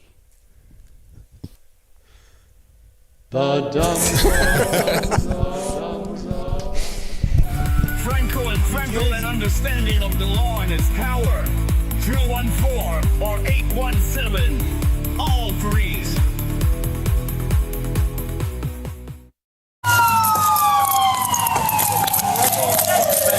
Is somebody in there? Sir, can you hear me? Yeah, I hear you. Sir! I don't know if I'm okay. Can you get out for me? I'm hurting. Let me get my phone. I gotta call somebody. All right. Yeah, we're calling Before you call the insurance company, call Frankel first. Frankel and Frankel. Call 214 or 817 all threes.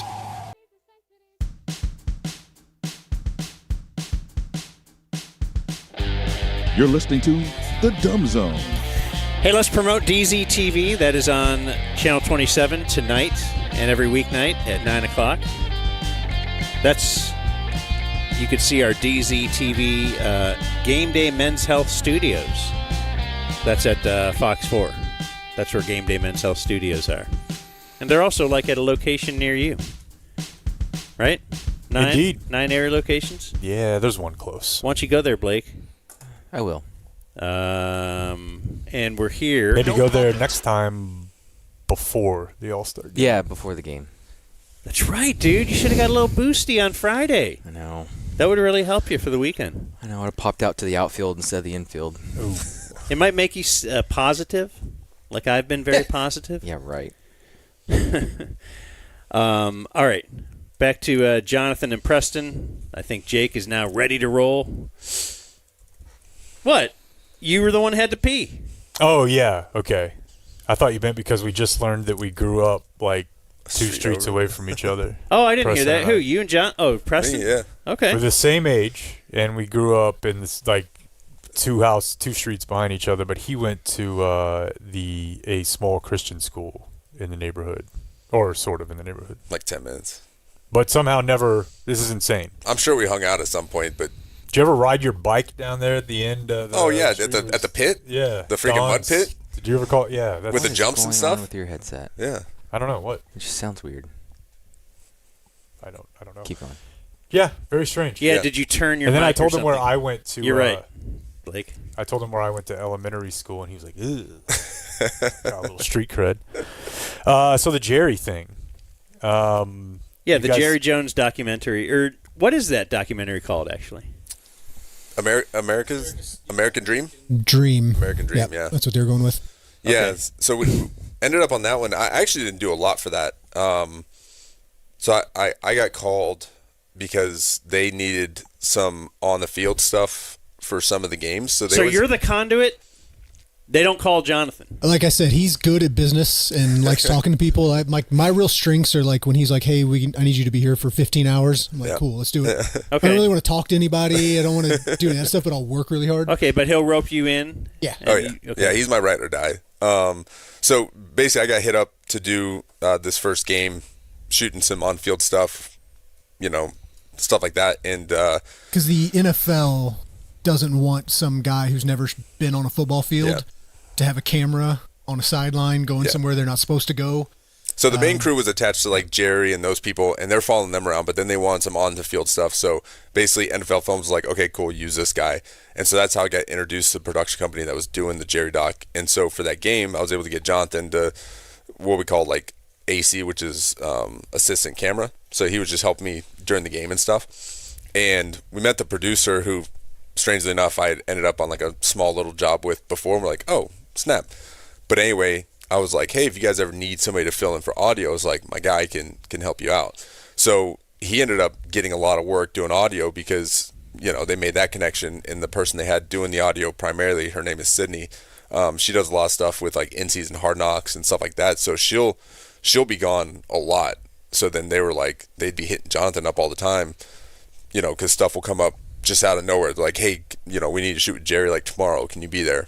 And so that's how he ended up on the documentary. Because I only did like maybe 3 shoots for that doc, and then like we did the Thanksgiving game. The Thanksgiving game. I ran audio with him. I was attached. We were attached together. Yeah. So how does that work shooting Jerry? Like, is he wearing a wire? Yeah. Oh, yeah. Okay. So it's the same sort of deal. You're following him during the game? Yeah. Yep. So for most of my time, I think we had Jimmy that game. The Thanksgiving game, we were kind of roaming a little bit. Yeah. I had a wire on Jerry that game because I was up in his crow's nest. Yep. I was kind of floating around, so I was following Jimmy for that game for his Ring of Honor induction, and then I was with Troy, followed him doan, and I've got a good story about the Troy one, I'll tell you, but yeah, so he kind of got plugged in that way, and then they just started hitting him up for audio stuff, and he ended up doing a lot of audio for the Jerry stuff. Were you then not surprised when you heard that like Jamie Foxx training camp tower clip where he's just like talking about how huge some guy's dick is? I've got, hours and hours and hours of audio of Jerry. So you could secretly release something. Yeah, it would like end my career. Yeah, but they would know. They would be able to trace that. 100%. Yeah, I keep everything just as backups and whatever, but no plan to use it. But so I was attached to Jerry a lot, just listening to him essentially for hours and hours on end. Did you grow up a Cowboy fan? I did. Yeah. Okay, so this is probably really cool. It was cool. Yeah, I'm not like Jake level fan where I'm emotionally invested. If they win or they lose, I'm all right either way. But it was cool, just you putting a microphone on Jerry Jones, like it's just a big thing. And you also realize why the Cowboys are the biggest brand in all sports 100%. Because you watch that guy work a room, and he's the best. Yeah, he's the best in the business. It was the Jimmy night when they had in Jerry's personal suite. They had all these high-end money guys in there. Lucas Oil guy was in there. A bunch of people, and Jerry, just to watch him for an hour straight, just walk around these guys, and like the way he speaks to them, you're just like, they want to give him money. Like, he's really fucking good at what he does. Like, it's really impressive. And the other thing about him that was really surprising and impressive was just like the stamina that guy's got at his age. Like, we'd be sitting there just like, can we please go home? And he's just rolling. He wants to go all night.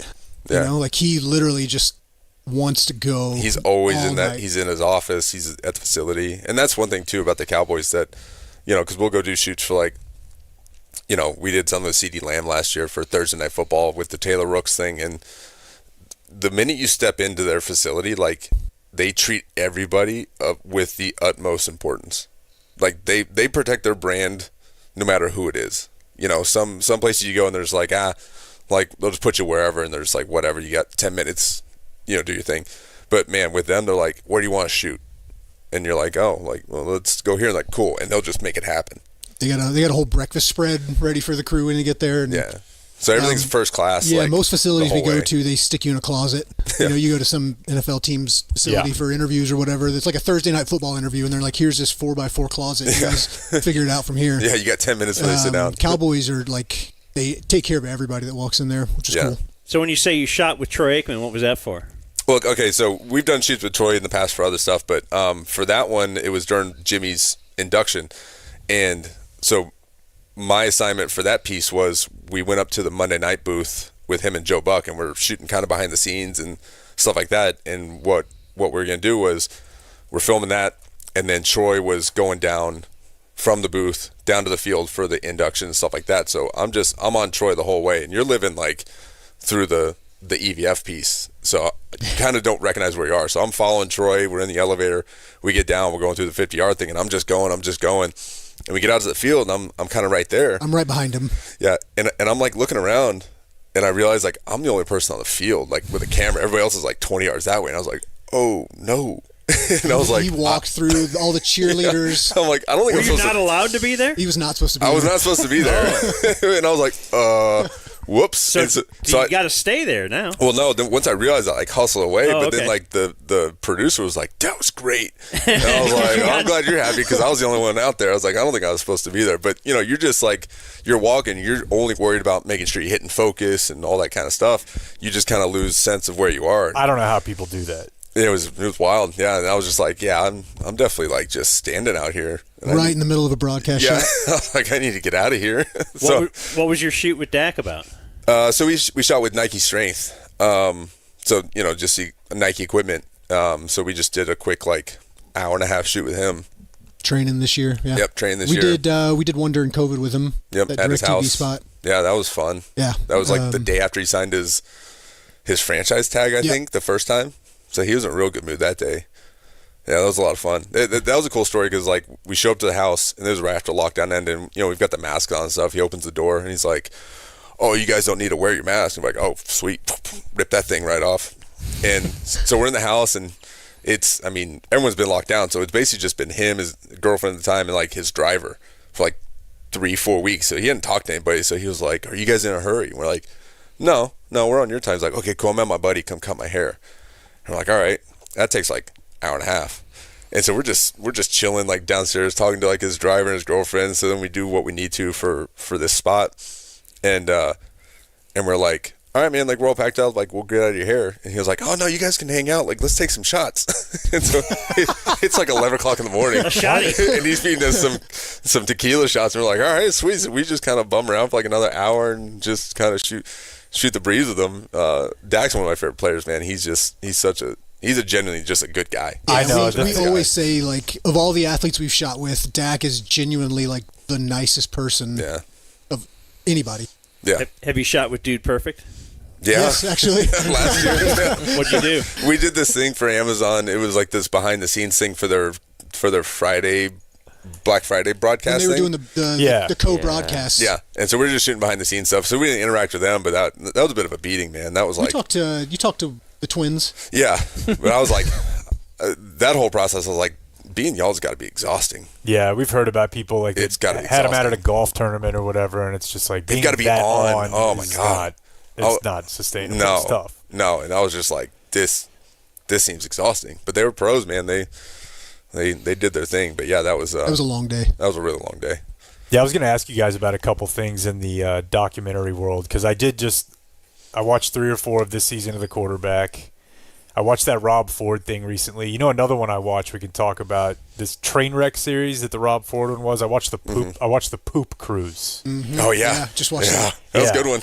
I didn't know what exactly you guys did for these productions, so I was just going to bring up the thing where you leave the camera on someone's face after they've finished their sentence is so unnatural. And so effective and so dirty because what face do I make? Mm-hmm. No one ever sits there and doesn't talk when I finish my sentence. That's not a normal thing. Yeah. But then they leave it on you, and you just have to. It's the dumbest look a human being can have. I'm done talking. You're not going to talk, but you're still looking at me. Yep. And it somehow snuck its way in as like a device in storytelling. In like the last 10 years, yeah, I feel it's just like they're trying to. You guys know what you're doing. They're trying to get emotion. Yeah, and a lot of time for like a documentary like that, like there's a director, and so like us as camera guys, like so we're told to cut. You just keep rolling. We're just rolling. Like we set the cameras up, light, do everything like that, and then the director from there is doing everything. Our job is just to make sure the cameras are you're in focus, and recording and all that kind of stuff. And are you told keep rolling? I mean, you never cut in the middle of an interview. Until you're told cut, you just let it go. Okay. Generally, you start rolling when they're a minute out. I more mean in the edit. Like they edit it to where the person. Sure. It makes it look like they're being more plaintive, like that they're actually thinking about something simple. But I don't know. I love the format. So you do hear people talking back and forth if they're wanting certain things. Like I was wondering if. Because I was watching the last episode of The Quarterback, the one where Kirk Cousins gets benched. Mm-hmm. Well, on the field after the game that he got benched, it's Andy Dalton. And so he's talking to Andy Dalton here. How are you doing? Yeah, man, it's been 3 weeks. It's felt like 3 months. Yeah. Okay, a few weeks. Oh, my goodness. But because you're going through all the emotions of it, like the initial state, man, a lot of regret. Yeah. You played well when they benched you. You guys were losing, but you were playing well. Yeah. I was just turning the ball over. I couldn't figure it out. Right. And it was. Anyway, they go on. They're just having a talk about, hey, look, one guy who got benched previously, one guy who just got benched. They could talk about their experiences together. That felt set up to me. Like that they told Kirk before the game, hey, make sure you seek out Andy Dalton after the game. Or is that... No, so I mean, like when you're shooting for NFL versus like if I'm shooting for like the team, like if I shoot for the Chiefs or whatever, like I can interact with people, as they come down the tunnel, things like that, because you're just in a different setting. When you're shooting for the NFL, you don't talk to anybody. Like you don't talk to any of the players, nothing, because you're there to do your job. And so that camera is actually what we call like the top position. So that's actually up in the concourse. It was from there. Yeah, so that's like our safety shot. So no, that's completely unscripted, because a lot of times the directors don't go to the games. Like they're there for the off the field stuff, for the interviews, but for the games, there's really nothing for them to do unless they just want to be there. But it's just literally, like I said, you just roll at all times, because when moments like that happen, you got it. Yeah. So, I know that like your general cynicism towards this, and I think a lot of stuff probably is set up, but if you're telling me, not like in that show, but things in general, but I completely buy that Kirk Cousins wants to talk to Andy Dalton and catch up about being benched. Because he's Kirk Cousins. And like, first of all, Kirk Cousins and Andy Dalton, I just assume they vacation together without ever knowing. Yeah. So I think it's entirely, okay. They would vibe over that. I wanted to, while you guys are here, I wanted to play this too. And if you're Cowboy fans, then this will all work out. You're a big Cowboy fan, right? Grew up right near Jake. So I'm kind of a Cowboy fan. So I'm in the camp of when Jerry fired Jimmy. Yeah. I kind of cut ties at that moment. He gets to spend a lot of time around like greatness. Yeah. And well, why would you stay committed to I told Dak though. I told Dak, I was like I've not cheered for the Cowboys. Like, you make it really hard to not cheer against the Cowboys. So like now I'm kind of just indifferent, where I'm like, I do like. You didn't even lie to Dak. If the Cowboys do well, I'm not going to be upset. Versus like before that, I was like, I hope the Cowboys just do awful every year. Which is the sensible response for someone who grew up here. Yeah. Well, here is when Kirk Cousins first got benched, and they were talking to him or he's talking to the camera. I first of all, I thought it's interesting that he keeps doing this bit, but he's probably paid a lot of money from Netflix. I remember back in the old days, we had a radio show. You're not a listener of, you're more of a listener of Dan and Jake. Well, back in the old days, we had Drew Bledsoe every week, and Drew Bledsoe got benched for Tony Romo. And Drew Bledsoe that week's like, yeah, I think I'm out on the radio show. But we might have been paying him $250 a week or $500 a week, something.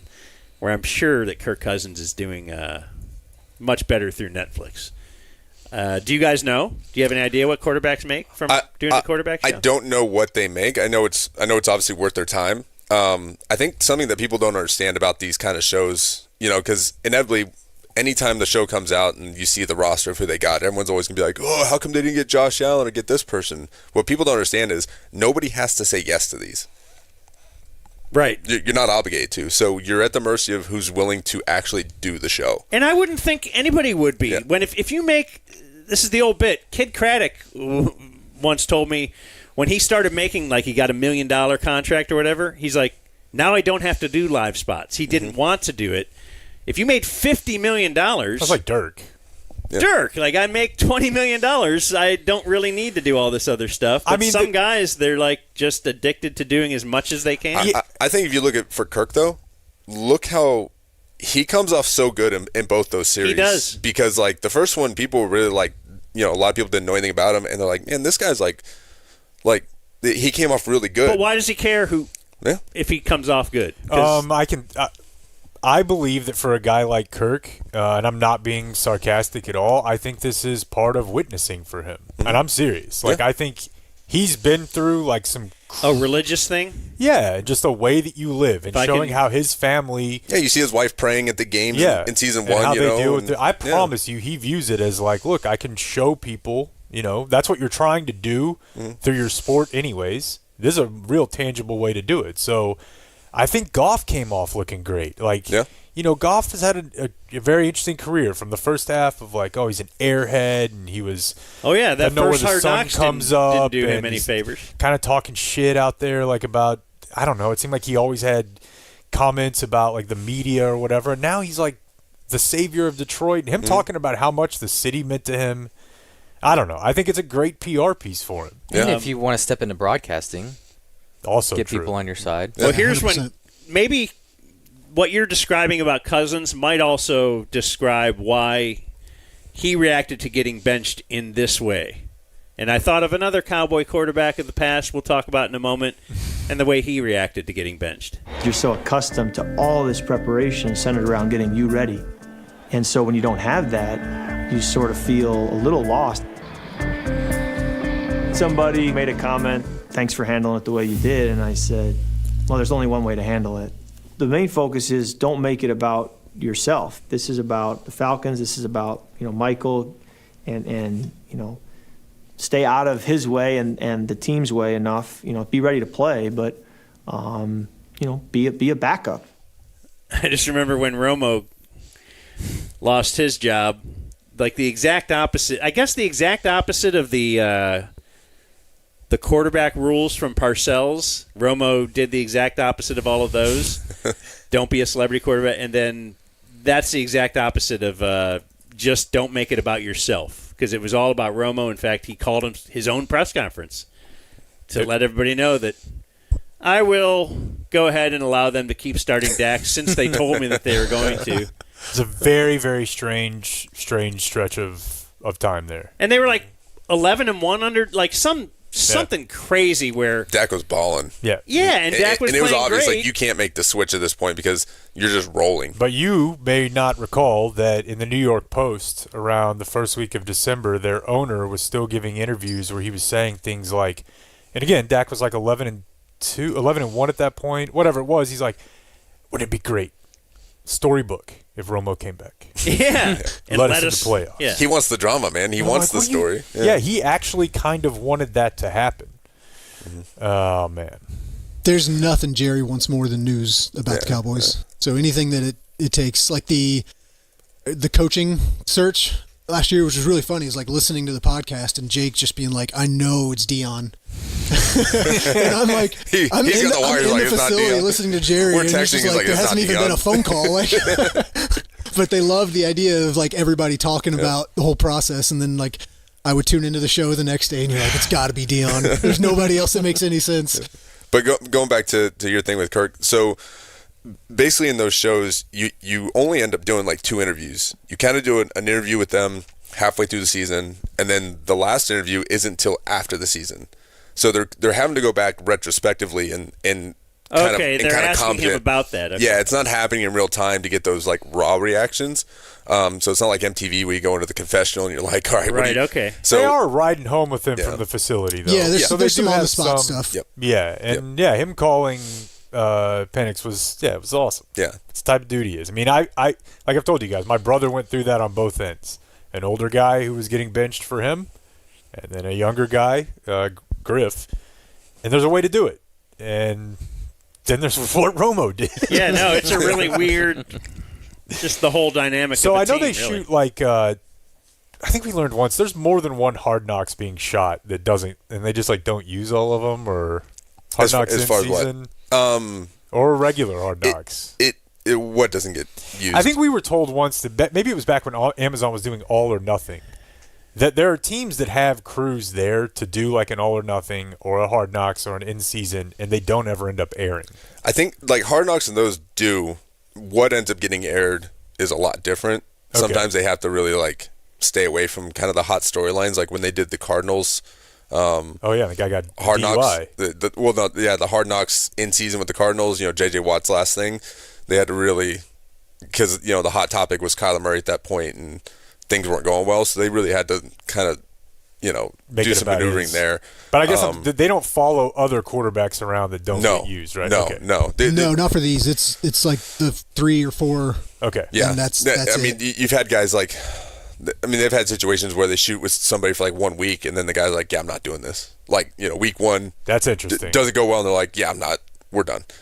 So that's happened before, but but there's been projects with NFL in the past that they shoot a whole thing and then it just never comes out, because after it's all said and done, whoever it is, like, yeah, I don't want this to get released, and that's a tough pill to swallow, and they won't force it because they just, if you do that to one person, everybody for the rest of the time is going to be no, because in NFL it's like they're never going to put a hit piece out on anybody anyway, because then again, it's a bad look for the league, and then also players and teams will just be like, no, we're not doing this. On that front, like, have you ever been shooting something or doing audio and then explicitly like said, hey, I don't want that, like, I don't want to use it? A lot of times, like you'll just kind of get a look where somebody just be like this, they'll just be like, they'll just kind of wave you off, or they'll cover their mic or whatever. I mean, Emmett. Oh man, yeah. I mean, yeah. During the Jerry Dog thing, we're filming kind of like this like big reception, and you've got all these guys like Strahan and Emmett and stuff like in this room, and they see us filming, and they're like, waving us off, and we're kind of like, bro, you're at this thing for Jimmy. You think that there's not gonna be cameras? Right. You're waving cameras everywhere. There's not the skull and bones. Yeah. We're having a personal conversation at this bar. Like, leave us alone. Yeah, it's what they told us to shoot. I know. What do you want us to do? They like wave us off. I'm like, what do you think was happening today? Like, you're in Jerry world, and Jimmy's going in the ring. Like, we're filming, bro. Jerry, shockingly, is like really open, even with a mic on. Like, he'll just say anything, and like knowing that like. And he'll be having a meeting with somebody, and he'll be like, don't worry, I can like tell them not to use this in post. Or I can tell them after the fact, like, no, I don't want that in there. Yeah, there's been a couple of meetings where he was like, all right, we got to cut everything. Yeah. It's only been a couple of. At the end of the day, all these episodes and stuff go through rounds of revisions where the team gets a say in what goes in, the player gets a say. So you go through a lot of rounds of revisions. The lawyer. Yeah, so if there's something in there that they're like, I don't want this out there, then like you just have to take it out. Teams will take out all the X's and O's and stuff like that. You just Besides the way he hires coaches, everything I hear about Jerry Jones, I love. He's great. He's incredible to be around. Awesome. He sounds awesome. What night was that? During the playoffs. So it was a weird kind of like Life is Strange moment. So I shoot the Chiefs versus Houston divisional game. And so that was the night game, and then we go back to Patrick's house. We were filming for, about that Chiefs doc that's coming out on Disney Plus. Oh, I have seen. Yeah. So I was on that this year. So we're at Pat's house, filming him post game, and they're doing their thing. And I think the Lions are getting it from Washington. We're like, dude, I was like, wild. This is crazy. I'm just texting with Jonathan. I was like, yeah, I'm in Pat's basement just filming. He sends me a photo of him sitting in Jerry's basement, and they're watching the game. I was like, bro, life is so weird. You're sitting with Jerry. I'm sitting with Pat. Like, crazy, it's such a weird life. It's like, it was cool. It was just sitting in, he invited us to his house. Yeah. Went to Jerry's giant house and sat in his basement and stuff like that happens. Drank whiskey with him and Steven and stuff like that happens. You're just like, man, life it's crazy where you end up sometimes. You pick up a camera because you get a dog, and now you're sitting in Patrick Mahomes' basement in his house in KC, and he's sitting in that's awesome. Freaking Jerry's basement. We're both watching the same game. You guys ever watch the game at Cosm? No, it looks sick though. Looks awesome. You got to do it.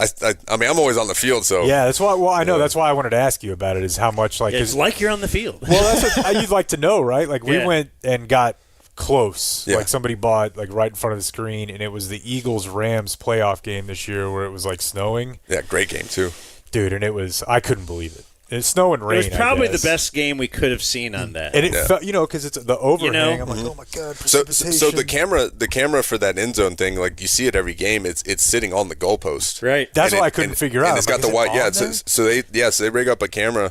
It's got an ultra wide on it, and it's just sitting on the goalpost at every game. So it's like there's the Cosm looks sick, but nothing substitutes just being on the field though. Almost getting run over on my the God, sidelines. so many times. Yep, happens all the time. That was great too because we could follow Dom on the sidelines. Yes. Oh god, security guy. Okay, we'll hear Dom. about the moon landing then in closing remarks. Want to do that? Do you want to do the news? Sure. Do you want it to be brought to you by Lone Star Beer? Lone Star Beer is the national beer of Texas and the national beer of Texas baseball now, as you can find Lone Star Beer at Globe Life Field. Or is it Park? Field. Park's the old one, right? Mm-hmm. So Globe Life Field. Think Gilf. Celebrating 140 years of brewing in Texas. And you want to talk about hats with head depth? That's what you want right here. LoneStarBeer.com. Use the code DUMBZONE21, all one word, no spaces, DUMBZONE21. You get 21% off all their merch. Perfect with a tray of barbecue. I like the blue. Blake is more of a red guy. But we do love us some Lone Star Beer. Here's Jake with the Dumb Zone News. All right, well, I have a bit of sports news to start. We're going to do a little bit of unspooling of a story. So yesterday I see Trump on a soccer field receiving a trophy. And I'm super confused. And then I see online. I saw a tweet that said, sports is the great socioeconomic equalizer because here's a photo of a working-class British guy and the president of the United States. And it was some soccer player and Trump. Now I'm even more confused. I'm like, are we getting the spare Brits with dual citizenship to play for an American team? What's happening? So it turns out FIFA has a Club World Cup. So teams like Chelsea in the Premier League, and they'll play top teams from other domestic leagues, and they played their final in the U.S. So that's why he was there in East Rutherford. But I guess he just kind of did what he does and doesn't really take social cues and does his own thing. So you can play the video clip if you want to see it here. You can see the one of the strikers from Chelsea there holding up his trophy. And there's Trump, just for some reason right there with a British club soccer team. He's the head of FIFA there, and that makes sense. He's the head of FIFA. But he's just up there with... So he's like Preston with Troy Aikman at midfield. Yeah, and you can tell they're trying to kind of get him away. And he's just kind of, hey, I'm hanging out here. And I was explaining this to someone. Where is it? It was in New Jersey. Oh, in New Jersey. Okay. I was like, why is he in England? Yeah. And I guess it's kind of because, the World Cup is here next year, and they're practicing how to be at soccer games. I don't know. That's where the final's going to be next year In New Jersey? Yeah, it's going to be at MetLife. I think Speaking of Emmett. I think AT&T gets a semifinal. Yeah, we were watching the live draw because Emmett was part of like the board for Arlington for like hey, we're going to announce it. And when they announced that they didn't get the final, it was really funny. Everyone's like, also still good? A semi. Here's Emmett Smith. But yeah, so he's there dancing with them. And then somebody sent me this. He's definitely not alone in this. Do you remember Salt Bay? Oh, yeah. After the World Cup with Argentina? Salt Bay was on the field with Argentina? Have you never seen those clips? No. It's the most awkward thing you've ever seen. Everybody was like, what's this dude? Like, he was going up to Messi and, like, grabbing at his arm, and Messi kept, like, jerking away. Like, you need to look up those videos. So what you're saying is that, like, an attention-hungry, schlocky influencer, kind of the same vibe as the guy who's in charge? At times? All right, listen to this interview. He was asked about soccer. Ask you, who is your GOAT, your greatest of all time? In this sport, you're talking about, not in another sport, in this sport. Well, If you want to give us all your GOATs, go ahead. So many years ago, when I was young, they brought a player named Pele to play. And he played for a team called the Cosmos, and Steve Ross, a friend of mine, Warner Communications. He was the... I don't know. I just thought it was funny to hear Trump say. He didn't say it wrong. It's just funny. They brought a player named Pele to play. At least he knew Pele.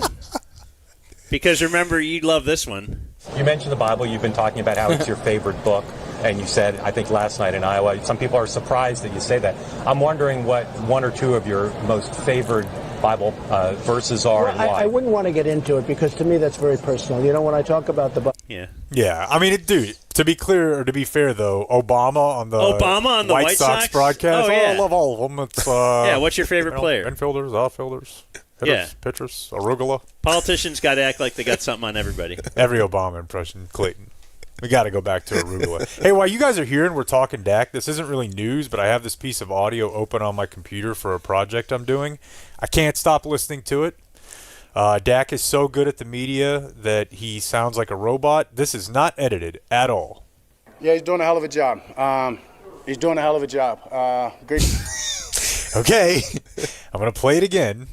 This is not auto-tuned. This is just him. Yeah, he's doing a hell of a job. That's a song. I know. That's melodic. So, yes, Trump, Pele, and... Pele. I like the Pele. You're the man named Pele. Did he make the hand gesture when he said Pele? Pele. What is the... Yeah. He's always doing his, like... Yeah. Pele. We love the Pele. Here's a word in a headline that, much like... Another old guy with just incredible energy. Well, that's what I was thinking of, too. I look at him, I look at Jerry, I'm like... Yeah. I'm beaten now. For sure. Because I got up at like 6:30. Here's a term that you would hear a lot more when you were a kid. Game day men's health. If you want that kind of energy. We had a string of burglaries in Grapevine and Arlington where the burglars were using a sledgehammer. Don't you feel like when you were a kid, you just heard, oh, he had I don't even know what that is. I feel like it's what that lady's using to smash the glass. It's a heavy hammer. Yeah, but... yeah, sure. I looked it up, and it implies a specific head. Yeah. Yeah. But I've had in fact, I had an axe that was one half of it was a sledgehammer, one half was the axe. And I think we took it out to the compound one year and destroyed a door. Sick. Yeah. Brought to you by One Day Doors and Closets. Yeah, there's a gas station. You know the gas station at Texan Trail in Dallas where you can buy bait because it's close-ish to the lake? Oh, yeah. That place got... Okay, you've been in there? If you go in, full glass or window, whatever, around. It's not a Grapevine type store. It's a store you see in Dallas. Like, well, that window, they have it right here on this story, smashed with a sledgehammer. You want to make sure it gets smashed. String of 10 robberies, all involving the sledgehammer. And it's shocking, probably. Oh, it's got to be. Yeah. And you get it done. Hi, Dan and Jake here for sledgehammers. For sledgehammers. You can do anything with it. You can sledge. It does say, with regard to actually catching these two dudes, they were stealing cigarettes and cash, by the way, that there was an undercover operation that caught them. So what was his name? Posed as glass. Angelo. No. I don't. That's what he bought at Lowe's. That's right. He bought a sledgehammer. I mean, dude, give a man a fish, right? Teach him. This is a sad story, but I'm doing it because it's something I'm terrified from. Out of Gainesville, you had 4 6 to 13-year-old boys on what is known as a UTV. It crashes. The 6-year-old pass away. I think what this means is like the souped-up golf cart, basically, right? I hear a lot of stories from my wife who works in the children's ICU. Seatbelts is one of them, and the ATV and these kinds of vehicles are the other. ATV, dude. I don't know.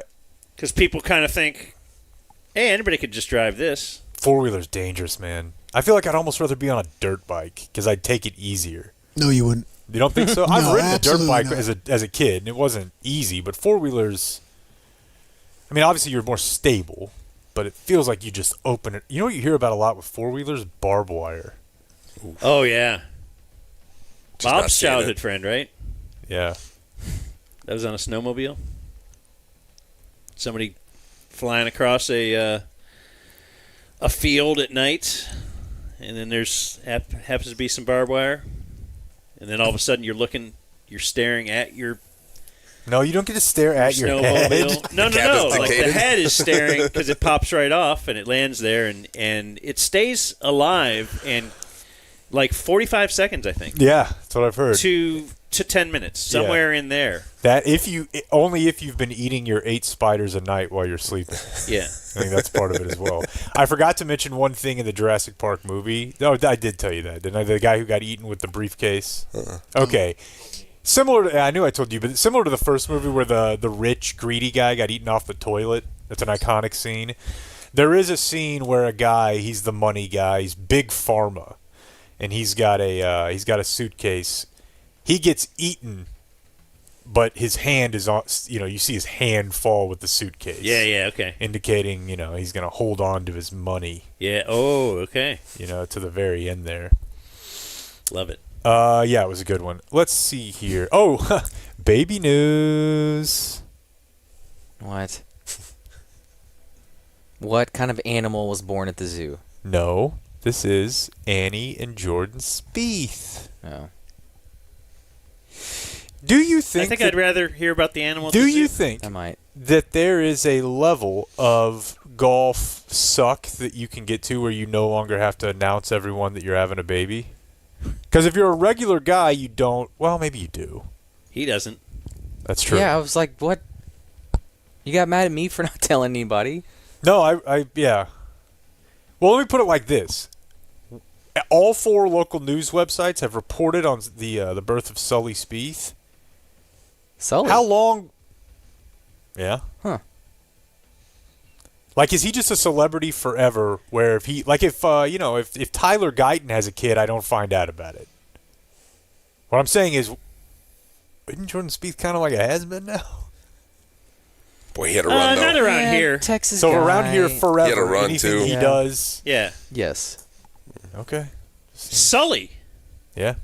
I rate that high. So, have you ever heard of this name for a kid? Etienne? No, I mean, I've only heard the last name, but no. And that's Cajun, so I would have thought I would have heard it. Okay, because I swear David, of Brian and David on the press box, they were just having a little family talk real quick, and he mentioned something about going somewhere with this kid, Etienne. And I was like, did I hear that right? Yeah, I mean... That's the name of a person. I could see it. Really? Yeah. I've heard it as a last name. For running backs. Man from Alvarado, 60... You want to do it again, or we just did it last week? If you didn't feel like you need to... Indians. All right. 67-year-old man from Alvarado last week died while hiking the Grand Canyon National Park.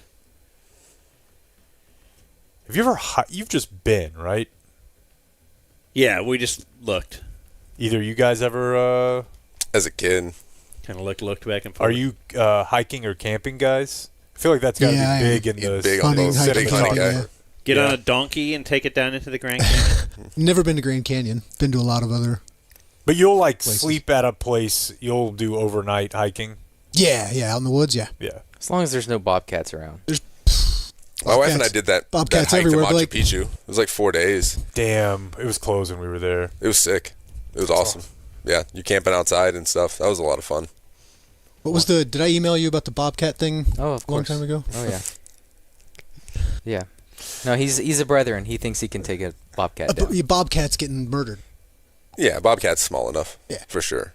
I just think this is a cougar's 50-50. Chutzpah. A cougar's 50-50. You want to talk about mountain lion? I'm taking the lion. Bobcat's like a glorified There's house absolutely cat. no well, I mean, I suppose a little FEMA, but we could set this up. Like I could. I'll donate money to Bobcats if it wins. You know, there's no limitations on our fight night. Salina's facilities I are live pretty in good. I live in Salina actually, so no good. Stop. I know You a good liked bit it? about Bobcats. Jeez. I feel like if you're just completely unable, like you're not able-bodied, then sure. I can see a Bobcat. The scenario was like better, a 200-pound, 39, 40-year-old man, 30-year-old man, whatever. Like you should not go out. If you get killed by a Bobcat, you deserve to die. Yeah. The world's better off without you. So the guy that died in the Grand Canyon, Dan, was 67. So, you know, it's probably heat exhaustion. He got lost. When you die in the Grand Canyon at 67, is that a tragic death? I vote no. Yeah. You clearly were enjoying yourself. I mean, he certainly didn't want to die when he went there. I know, but you're having fun. You are doing what you love. Worst places to die. Although you might have just never been. You know what? I've never been there. Let's knock this off my bucket list. I got a lot of other things on my list too. You know what? I'll start with the Grand Canyon. Well, then and maybe you you should have just rented a Civic or something and driven up there. I don't know that you need to start. But you're right. Hiking, it does indicate that you like what you're doing. And you might get a lot of steps. Get a lot of steps hiking? Yeah, a lot of steps. Yeah, like what? What's your record? 30,000-ish. We did like a little mini doc it's like a 2-day hike through Colorado, filming that stuff. And that's elevation. And elevation. That's not a lot flat up and walking. downs. Yeah. We get to 30,000, 40,000. I guess the reason that this story about this guy is hitting me is I've been thinking about dying a lot and how people talk about it after you die. And I think people that have living funerals have the right idea, but it's so haughty to do it. Right? To be like, hey, we're all going to tell each other what we think about it. And also because I just think if I was really into fitness, right? And I'm doing great. And I went to the Grand Canyon to hike and I died trying to do fitness, that's fucking funny and you guys should be able to say it. I just think people should be able to say the way you died. We're going to laugh at any way you died. It was kind of funny. Well, if someone breaks into my house and kills me and my family or something, you're going to have to struggle to find an angle. But with most things, I think, if I was distracted driving, you guys could be like, saw that coming. All right, hey. If you die on your cute little surfboard thing that you did in the marina. Right, that'd be hilarious. If I drown on a hydrofoil board. But we would be mad at you. That's the way you went out? You left us high and dry to do that? So flood talk. I've had a variety of flood thoughts. So that'd be a bad way to die. This is where we kind of pick up the room. No, but here. So I'm seeing this over the weekend. You can't avoid flood news. I'm doing great. So wherever the flood they have this camp. Was called Flood Alley. It was called High Water Alley. Or did you? I was born in Kerrville. Okay. So I've got family. What is that there. called? The Guadalupe River. Oh no, but wherever they were set up has a nickname of indicating. I feel like, Dan, this might be very similar to when we saw that documentary about the Great Wall of Dallas, as they tried to retroactively tell us. Okay, they're the now in news stories lines. lying to me. I don't know. I mean, I went to school there. I lived there for. You never heard anything about Flood It floods Alley. a lot. Okay, but I never heard it called that. I've never heard it called that before. Also, even if it was or wasn't, I mean, people know it floods. Yeah. It's about how you respond, right? Anyways, this guy died in the Grand Canyon. I don't know. Have you ever gotten heat stroke before? I think I have. It's actually not bad. I remember it was a Memorial Day and we had a 2-a-day and I passed out. Yeah. And I just remember waking up and being I didn't remember. I was lightheaded and dizzy. But I had lost a few minutes of time for sure. It's not like I almost got like your brain almost tricks you. Like you get to a point where you're so exhausted that your brain just like, just lay down and take a nap. Like you kind of get to that point, everything's kind of getting white. You're exhausted, and you're just like, if I just lay down and take a nap, maybe I'll feel better. And it's like, if you lay down and take a nap at that point, especially if you're alone, like you're probably never gonna wake up. But it's not like drowning where it's like all this. But that's dying doing what you love, if you never wake up. Yeah, and I bet, I think drowning you might even get a. Drowning seems terrible. Like you'd love getting a nice deep sleep. That would be you dying. Yeah, I do. Yeah. Recovery score is just off the charts this weekend. Yeah? Dude. I mean, I don't know, man. You just forget how much time you have when they're not there. Mm-hmm. Just the whole day. The whole day. It's amazing. Did you do a lot of cunnilingus? Dude. There's news. Red painting weekend? The Dumb Zone News. Like. My game day and subscribe. Came home. Hey, what if Today in History and Stuff brought to you by Frankel and Frankel, our personal injury attorneys at 214 or 817. And then it's all threes. They make it so easy to remember that number because they know sometimes when you need them, you're in a harrowing situation where you need to, what's Frankel and Frankel? Oh, that's right. 214 all threes. Like if you get in a car accident. If you get in a car accident, bullets are flying, your hair's on fire, not literally, I hope. That's the time to call Frankel and Frankel. So much experience. They got people who have worked for the insurance companies. Don't know anybody who's had a bad experience with Frankel and Frankel. When you call, you will talk to the partners there, not just some spare. So 817-214-333-3333. Get what is yours. The Dumb Zone presents. We have a couple of viewer mail birthdays. Today in History. Before on this day in history, we have hello Daniel and hello friends. I'd like to give a birthday shout out to my son Simon. He turns 14 today. What a great name. He was humbled with a surprise trip to Game 7 of the NBA Finals and is being further humbled today in Glacier National Park. Man, what a birthday. What's that? Montana. So far, I've taught him to never punt and never sign a contract with a non-compete clause. Until he gets his own podcast on the No Puppet Network, you can like and subscribe all the premium content he has organically created over the years at simonkernan.com. That is from 690 Scene. Yeah, he interviewed Ted Emmerich. Simon did? Greetings, Commander of the Pooner Module. Yesterday was the birthday of fellow DF. Moon landing thing? Okay, yeah. More realistic than the other one. Ooh, a little tease. Yesterday was the birthday of fellow DF Liam Takahashi. Damn, that is a crazy last name, bro. That is... What, you're named after, so you're a soccer player and the guy who created Bitcoin? I've never heard an English-Japanese name before. Liam Takahashi? What are we doing? That's great. He is celebrating his Cooper flag with the Mavs minus Deion Sanders Jr. at SMU birthday. His leader is podcast, more Sarah Hepola, just the right amount of Tim Collishaw, never punt from Jonathan, the DF who bought Blake's grandpa's house. Oh, yeah. So is this the guy, after you moved your grandpa into a home? Mm-hmm. Was he real fired up about that or no? No. Like my grandpa moved in the home? Yeah. Yeah. No, he was not happy about it. Like I've never heard of an old that was like, oh yeah, cool. I can now leave the house I've lived in for 30 years. Well, it's basically like you're not able to live on your own anymore. So to them, it's like, well, then what's the point of living? The driver's license is the one I hear they really... Yeah, he sold his car. He hated that. Sold everything he had. He hated... No, he just... Dude, I was very concerned. I visited Rose with my mom. Went to Cleveland a couple weeks ago, and her my mom is real old. She has a real older friend, Rose. She's like 83. And they love... She saw... What did they see recently? The racing movie? The racing movie. F1. Yeah. Who is in that? Brad DiCaprio? Pitt. Brad Pitt. So Rose comes up to me, and she's like, Brad Pitt is so attractive. Like, she loves Brad Pitt. And she's 83. But she usually goes and sees, like, any new Stallone movie.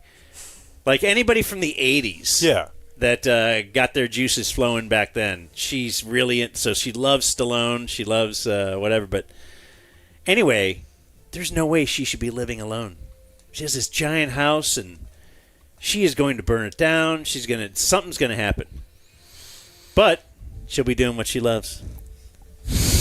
Watching, what's the other news network that's higher than Fox News, like real There's hardcore? Like Newsmax. There's That's the OAN. one. Yeah, Newsmax. They had one of those on, and the whole thing was just about Trump being great, and she puts it at, like, what is your, the level is like 100 on volume. She had it like at 93. Like, it's all you can hear in the whole house. The TV is as big as... Like, it's the biggest home theater type TV you've ever seen, but it's just in their living room. How long Mr. Rose been gone? Oh, I've never known a Mr. Rose. Damn. Yeah. Anyway, dear Daniel, please wish happy... What were we just talking about? Why did I bring up Rose? The guy bought my grandpa's house. Yeah, Rose should be... They should give Rose a... God, it rules there's one guy who's not a complete burnout on this show. That he remembers sort of stuff? like kind of roadmap us as we go. It's nice. Happy birthday to good dude Jeremy Wiley, a.k.a. Skateboard Man.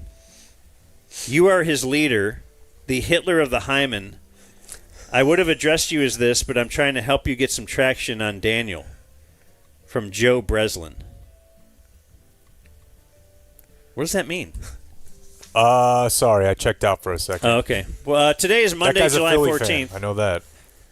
I'm trying to find out if I grew up with this guy or not. Sorry. You don't find this odd? That's what you should do now instead of listening to the show. Well, I thought it would help the show, like if we could talk about the fact that we lived 2 streets away. It's very odd. Thus far, we're not finding anything entertaining out of it. Okay. But we'll keep fishing. Commonality with this little thing right here. Okay, we'll get back to that. Do you want to do a on this day for our show before actual events? Okay, yeah. A new bit. Blake was thinking about doing this. July 14th is today. So we'll see if this has any legs. So our show's history. So rewind back to 2020. It's still bad radio at the time. And on July 14th, Jake is on a juice cleanse. Yeah, that was my first one. And last one? Like the lemon and kite. No, I did an pepper. actual, like, you know, you Juice. get 6 of them a day and you pay for it or whatever. Yeah, I think I was trying to.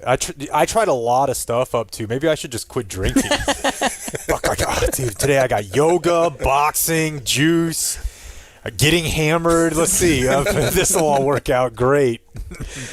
What keeps going wrong? And then you got to remember the summer of 2020, there was a lot, including Texas replacing the eyes of Texas. Kroger. No, I mean, 2020 was the race summer, wasn't it? Yes. Yeah. Kroger stopped giving change as a COVID protocol. Dude, we have so... Like coins? Yes. We have so memory hold all of the insanity of that time. It was awful. You want to talk about... I thought Bobby was going to commit a murder during that time. Shutting him down. Our gym's not the same. And then NBA players were caught sneaking people into the bubble, so the league that ruled. The league activated a snitch line. They did. I remember that because Lou left. I bet Jason Kidd was calling it. One Rockets player. No way. He was calling it on people. No, you got the wrong idea about Kidd, buddy. I just think Jason that Kidd about was smuggling poon in there, if anything. Think Right. about his backstory, dude. Yeah, but now he's like a narc. Yeah, he might be, but I don't trust him now. 2021 we were off, but in 2022, I guess we had just taken the fishing thing or whatever, where one of the answers was take a walk and hope it gets better. Yeah, it's something you guys don't have to do anymore. Is the corporate training? Yeah, and we would get how to not get hacked, how to not be a racist, how to not. Yeah, is that when you left? Yeah, we're like a bridge too far, sir. But no, one of them was how to not get fished.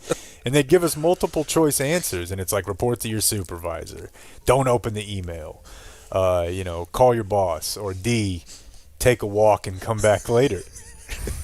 You're like, all right. And so Ted Emmerich worked this into one of his maybe U.S. Open golf updates. Just one bogey for McIlroy, who's searching for his first major title in 8 years. Cameron Smith 3 back at 5 under. Tiger Woods was 6 over through 8 holes. You can't just take a walk in the middle of a round and hope it's better when you return. Woods has responded with that was what it was. 9 It and said, 10 hope now it's better when it +4. returns. That's amazing. And then the last thing is, during this time we were playing Hurdle. Do you remember Hurdle? Yeah. It was the game you'd play 1 second of a song or The 2 audio seconds Wordle, of a song. Yeah. You want to play? Sure. Wait, do it again. You can do the next second? Sounds like, what's her name? That doesn't help us. Oh, it's not what's her name. It's a guy. I don't know. I don't listen to this type of music. At first, I thought it was Billie Eilish. I don't know. That's the song it was that day? Or are you just trying to play one today? No, this is today's. Oh, you're pulling it off the internet or something? You're not making one up for us? Oh, no. That's what we would make it up for people. So that's not what Ham would do. So it could be recognizable. Well, then we started doing Ticket Hurdle. Yeah, I think Ham was just doing the hurdle. Okay. Well, this sucks. Won't do it again. No, today in our show's history doesn't. But pulling up Hurdle. For people who are not sitting here listening to new music, right? Me? Yeah. I wasn't. You just bought headphones. I did buy headphones. And a ticket to go see a group in Oklahoma City. Elsewhere on this day, in 1970, this was the All-Star game where Pete Rose mowed down Ray Fosse, the catcher of the Cleveland Indians. Man, I didn't realize that was 1970. It's like Sean Taylor blowing up the punter in the Pro Bowl. Did that happen? I have not thought about that in forever. You don't remember that? When Sean Taylor the punter did like a fake punt run, and Sean Taylor comes running down on him like full middle of the season hit. Nice. Destroys that guy's life. Brian Moorman. Poor guy. It was really bad. That's awesome. Hey, you going to run? You want to? Holy shit, dude! I told you, bro. I don't remember this being a down. He ended that guy. Yeah. So you want to not just punt it? You actually want to run? Big respect. He popped up. He popped up. I think he wanted to be upset about it. Yeah. He's seeing stars, but he pops up. I love it. It's a big hit. On this day in 1999, 3 people killed and 5 injured when an accident happened during construction of the new Brewers Stadium, Miller Park. And I think that delayed it by a year opening. And on this day in 2013, he did not yet have a child named Sully, but he became the youngest winner on the PGA Tour in 82 years. Jordan Spieth won the John Deere Classic. He was 9 years old. Incredible. No one could believe it. Oh, 19. Did you see we had Did you see we had the youngest 1-1 in the baseball draft? No. Is that just like today? Was the baseball draft today? It was over yesterday. the weekend. Yeah. Over the weekend? The Rangers took a McConaughey. For real? Mm-hmm. Another Halliday went. Ethan Halliday went. He's the son? Yeah. Jackson's brother. And then Matt Halliday's kids. Eli Willits is he was born December 9th, 2007. Damn. He looks like it. Yeah, I saw something on Twitter like, do you want to feel old? Yeah. Watch this, and it was like a prospect, and they were asking him who his favorite player was growing up, and he said Bryce Harper. Yeah, I mean. So. Yeah. Other birthdays today, Rolando McClain, 36. Ragonk. God, what a fun time that was, man. He's a former Cowboy, of course. That's like the quintessential NFL experience to me. Like, some mental health problems, losing some money, everyone counted you out. Former first rounder. Yeah, Alabama. He comes back, like, basically off the street and is an all-pro level player for, like, 10 games for Dallas. That was a crazy ride. Former Cowboy, if you loved the Jimmy years, Danny Noonan, 60. Former Cowboy, Margus Hunt, 38. SMU. Yeah. He was a Cowboy? I did not know. No, I think he was only with Cincinnati. And wasn't he in training camp? Yeah, maybe so. But he was 6'6", and then he... Why do I have former If he was Cowboy in training here? camp, it was probably Bones related. Because he could block bit. kicks. Yeah. Yeah. That's right. Wait, why do I have former Cowboy here? I don't see him on here, but we had him in studio. He's from Arlington, or not from Arlington, but you know what I mean. He like came over and didn't he? Yeah. Former Mav Eric Dampier, 50. Ooh, the chip, also known as Eric Tampier, by at least one guy, because his tampon kept him from holding on to that ball. Harrison Butker is 30. You guys might know him. Yep. Trad wife. Robin Ventura, 58. Nolan kicked his ass. Tim Hudson is 50. He was not as important as Scott Hatteberg to those Powerhouse A's teams. Boy, what a great movie that was, too. Moneyball. Yeah. Jonah Hill. Brad Pitt. Rose. I bet Rose saw that movie just to see Brad Pitt. Why is his shirt on so much? This is a nerd movie. She just has Fight Club running. Yeah. Revis Island is 40. That's one of those I was talking about the other day, right, with Pat Pete. I feel like you get like 2 or 3 of those a decade. They just play that position at a completely different level. Conor McGregor, 37. God, I saw him the other day. It is coked up, bro. Coked out of his mind. Just geeking on stage. Yeah. He's got something to promote now, like his own bare knuckle fight boxing. league. Bare knuckle, yeah. Mm-hmm. Jane Lynch, 65. Legend. Jackie Earl Haley is 64. He was the center fielder in the original Bad News Bears. Matthew Fox is 59 from Lost. Vincent Pastore is 78. That's Big Pussy from The Sopranos. Actress Phoebe Waller-Bridge is 40. She's the creator and star of Fleabag. Dan. And anytime there's someone from that show on here, I will mention it and say that you should watch it. I bet your wife would love it. She's already seen it. Oh. My wife watches TV like a normal person. A lot of it. Rapper Taboo is 50. Taboo? From Black Eyed Peas. Oh, okay. I guess. Do we have a Henry birthday of the day? Intern Henry likes to bring a birthday to hit that younger generation. Yeah, because so far, I feel like you need to start running the rappers by me. Black Eyed Peas? I mean, but nobody's... I didn't know the guy's name. I don't know their names. I don't know anybody's name. All right, my birthday of the day is country singer Cole Wetzel. He's 33. You guys into country at all, like what you're seeing? Negative. Okay. I think that's a big deal. It is. I think it's a bigger deal than Taboo. I mean, it's Will.i.am and Fergie, right? Like, are you... Okay. All right. I won't mention anybody who's you know, in a famous band anymore No, either. no, hold on. I'm just saying, I remember this happening at the station a lot with Fernando. It would be like fucking T.I.'s birthday, and it wouldn't be on there.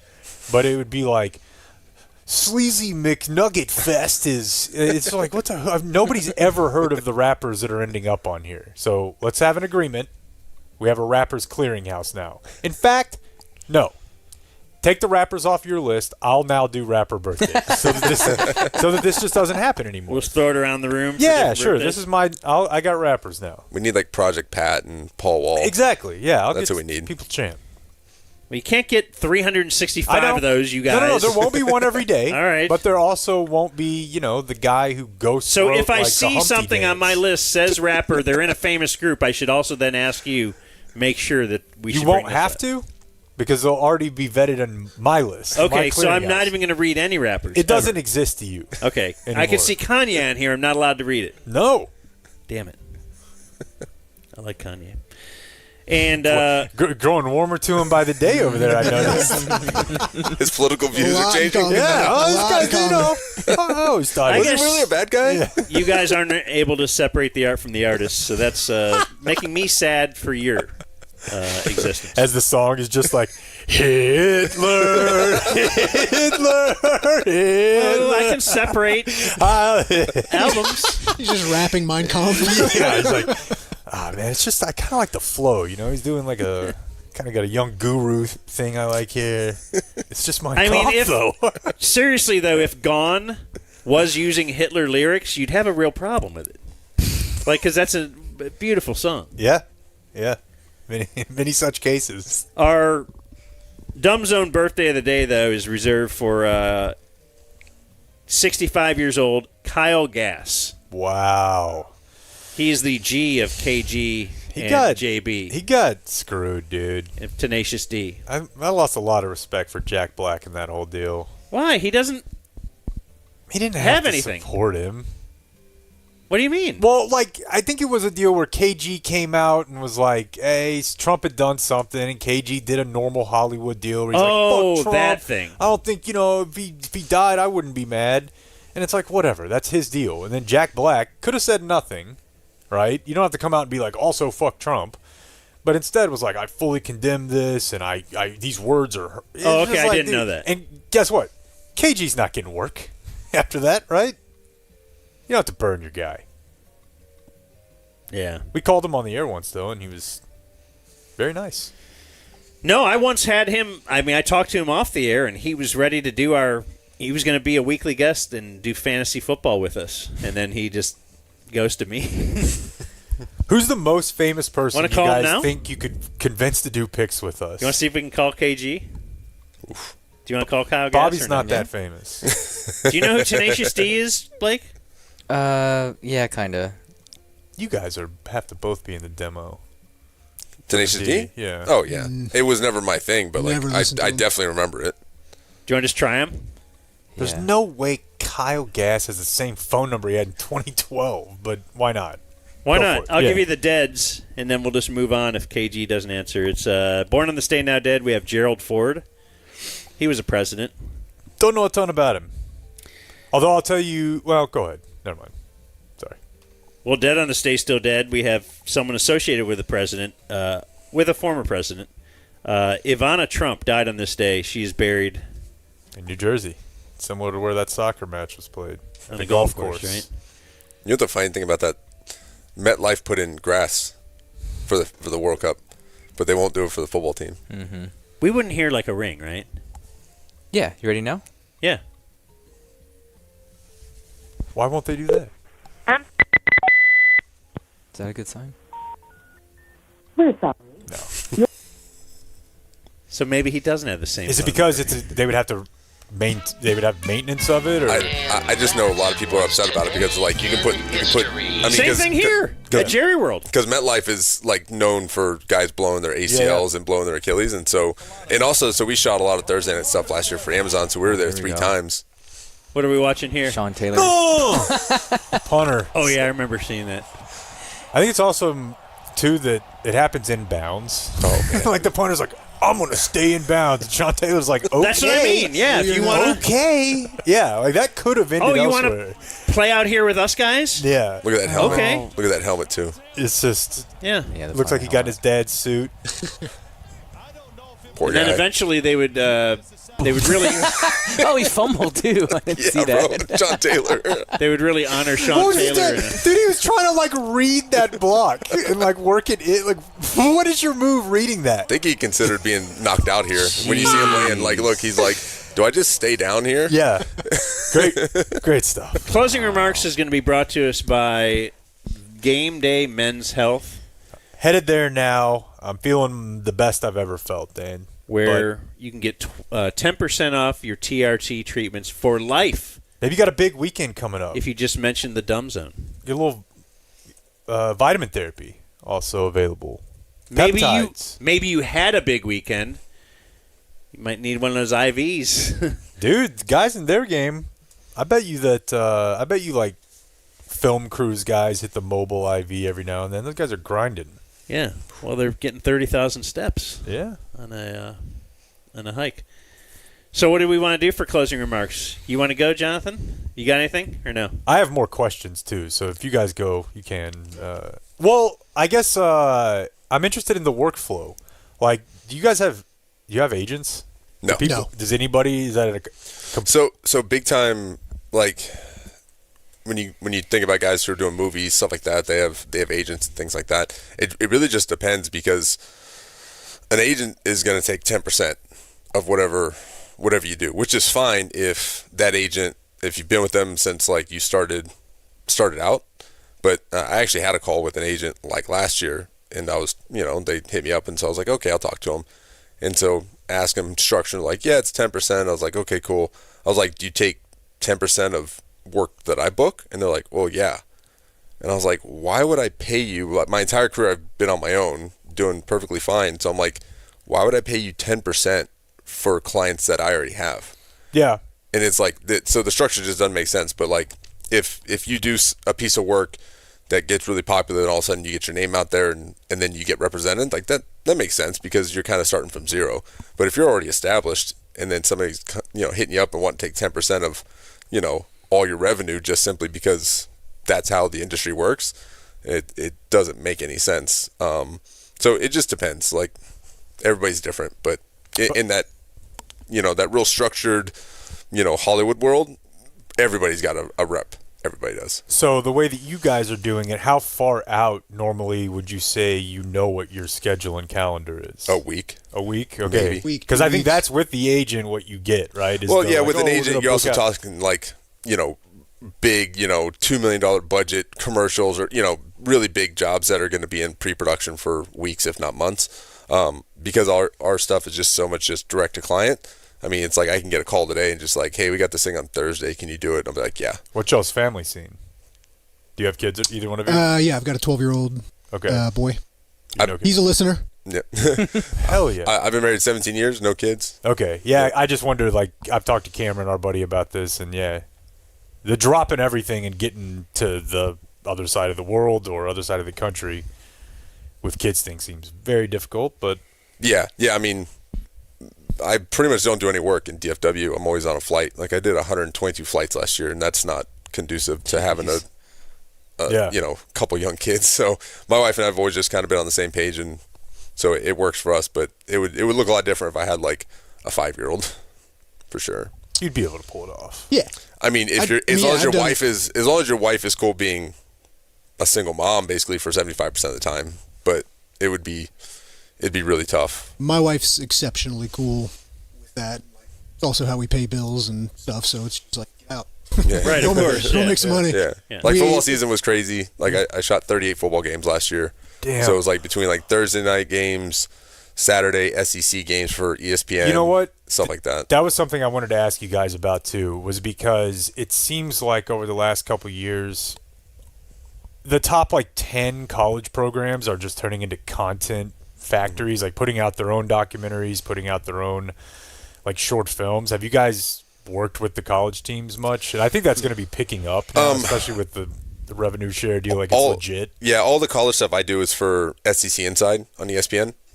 So they just send me to whatever SEC matchup they want me to be at. I know like Notre Dame has their own doc series on Peacock. So most of that stuff is going to be handled internally, where you're working for a team, which is, I've been on my own too long. I'd be unemployable. I'd be a terrible employee. So I'd probably get fired pretty quick.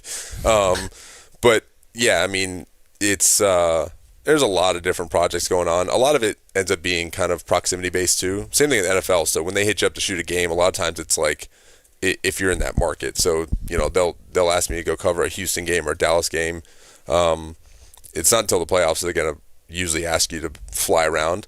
And even like quarterback, I only worked on quarterback season 1, quarterback season 2, with Jared Goff. They use somebody that's local to Detroit for Cincinnati, somebody that's local to Cincinnati. My thing was just a little bit different just because of my relationship, with Pat. So I was going to KC, but for the most part, they just try to use people, in town. So with Hard Knocks in season being NFC East this year, Dallas obviously is a part of that. I'm sure I'll do a lot of in-season. Yeah. I didn't know that. Oh yeah, yeah. NFC East this year. So I'll be. I think week 13 is usually when they start doing it, which is the Thanksgiving game.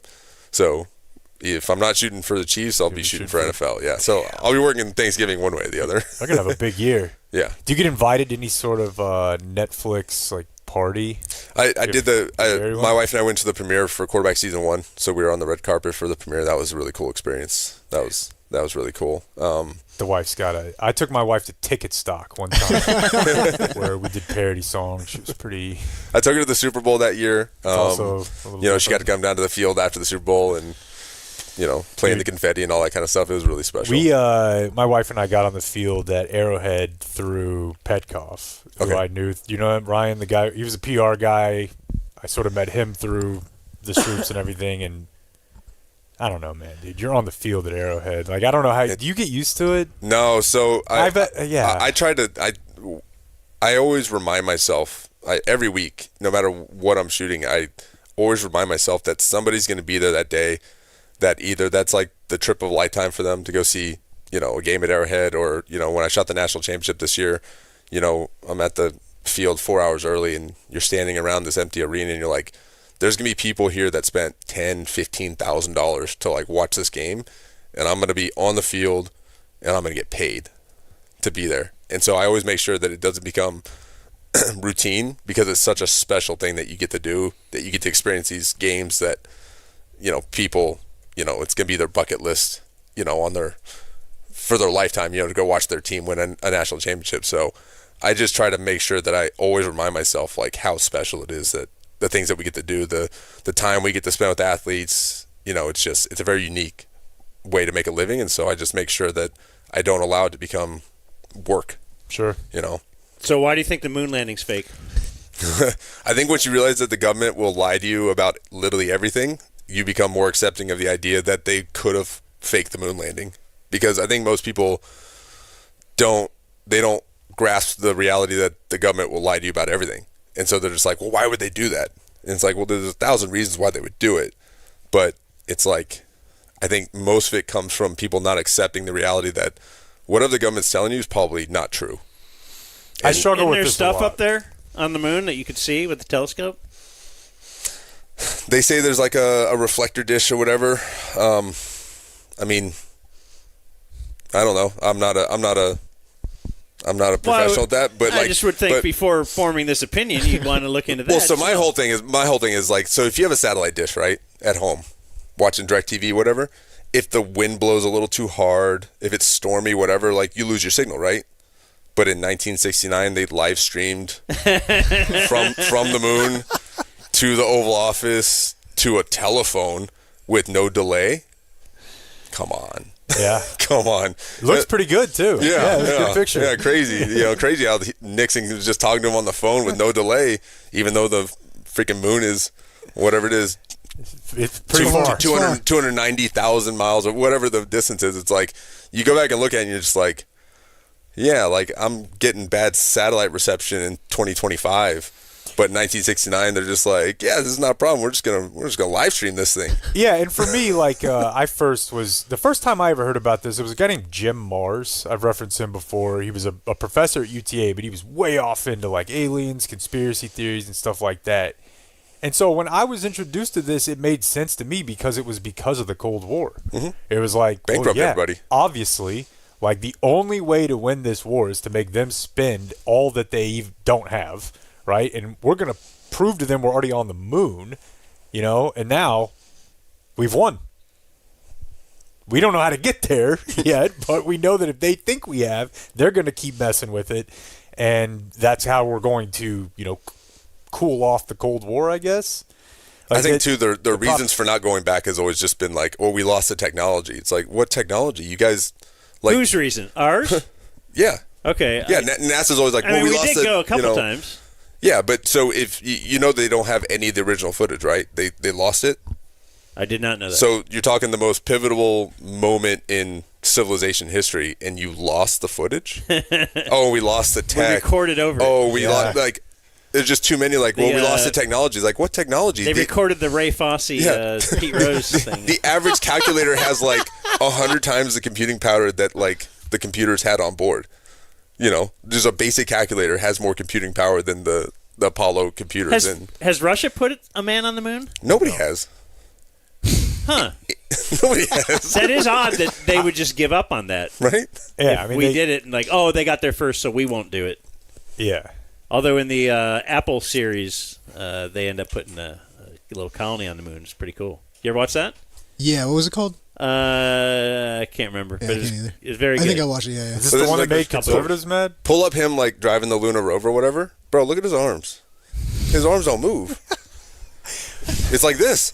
It looks like he's sitting on a lawn chair. Every time we go somewhere. It looks like he's sitting on a lawn chair. Have you ever told Patrick about this? I don't think we've had that conversation. You but need to. It looks like he's sitting Get on him in trouble. He's sitting on a lawn chair with like basically an umbrella as like the antenna dish, and the thing's moving, and the arms are locked, and you're like when you really just sit there and look at it as like the possibility that it's not real, you're like, oh my god, that's definitely fake. Yeah, that's how it goes. That's how it works. Like you watch and you're like, oh man, like. Like when you it's that really... whole bit though, the more people that are involved in a cover-up of something, the more likely it is. Yeah, I mean, like you know what I think is weird though. Speaking of the Madagascar P. Diddy Puffy Party thing from 15, 20 years ago, maybe they do know, and it's just like, well, yeah, the moon landing was fake. We've been saying jokes about that, like the Diddy thing. Everybody knew. And we were like saying, like, boy, Diddy's got some weird shit going on. I wonder what's going to happen there. I don't know. I guess it's just true. Well, it's like JFK. So much so that you can make JFK. Well, no, seriously. The JFK thing is now TC can. We should have TC on to talk about this. It's basically done. Yeah. They've admitted now. Yeah. Essentially, the CIA was involved in the death of JFK. So that's just true. We've just been saying it, and like, oh, now it's. It's a lawn chair, bro. I mean, Buzz Aldrin punched a guy in the face when he alleged. Dude, imagine he would have to. Think about your butt, like somebody, like a guy who's cheating or something. It looks like a strobe. Dude, think about Dan the Dave Chappelle bit where he's talking about C-stand, bro. one of your buddies that's cheating, and he's like, "I touched that bitch, man. Please believe." Like he'll fight. That's Buzz Aldrin. Yeah. Like he knows it's not true, so he can't just be chill about it. He's got a lie to protect. Just like Mayor of Mayhem. He's got to deny, because that's a good way to get out of it, unless they do actually find out. And then you're like, well, but I think I think Hollywood like throws in our face, like you're talking about Madagascar. Like if you go back to like, have you ever heard about predictive programming? Sure. If like CIA stuff? Well, no, just like they'll put stuff out in plain sight, like where it's like it's too much to not be like connected. I mean, if you look at like just simple stuff, like you go back and watch The Matrix, like Neo's birthday is September 11th, like 2001. I'm pretty sure. This guy speaks my language. And then if you go watch Saw, you remember the original Saw? I don't watch horror movies. No, okay, I'll leave that to your. The date on there, like the day that they, the last thing on the phone, it's September 10th, 2011. So the next day it's like, so we're just calling that coincidental? I told him before we came here, no conspiracies. I love it. And then this damn coin came out. Well, the thing about it for me is like I don't think I'm a conspiracy theorist, right? I think that it's weird how this has happened over like the last 10 or so years with conspiracy theories. I don't think I'm a conspiracy theorist. No, because it ends up being true. I went to did political science or whatever, and I got really into that sort of thing. So.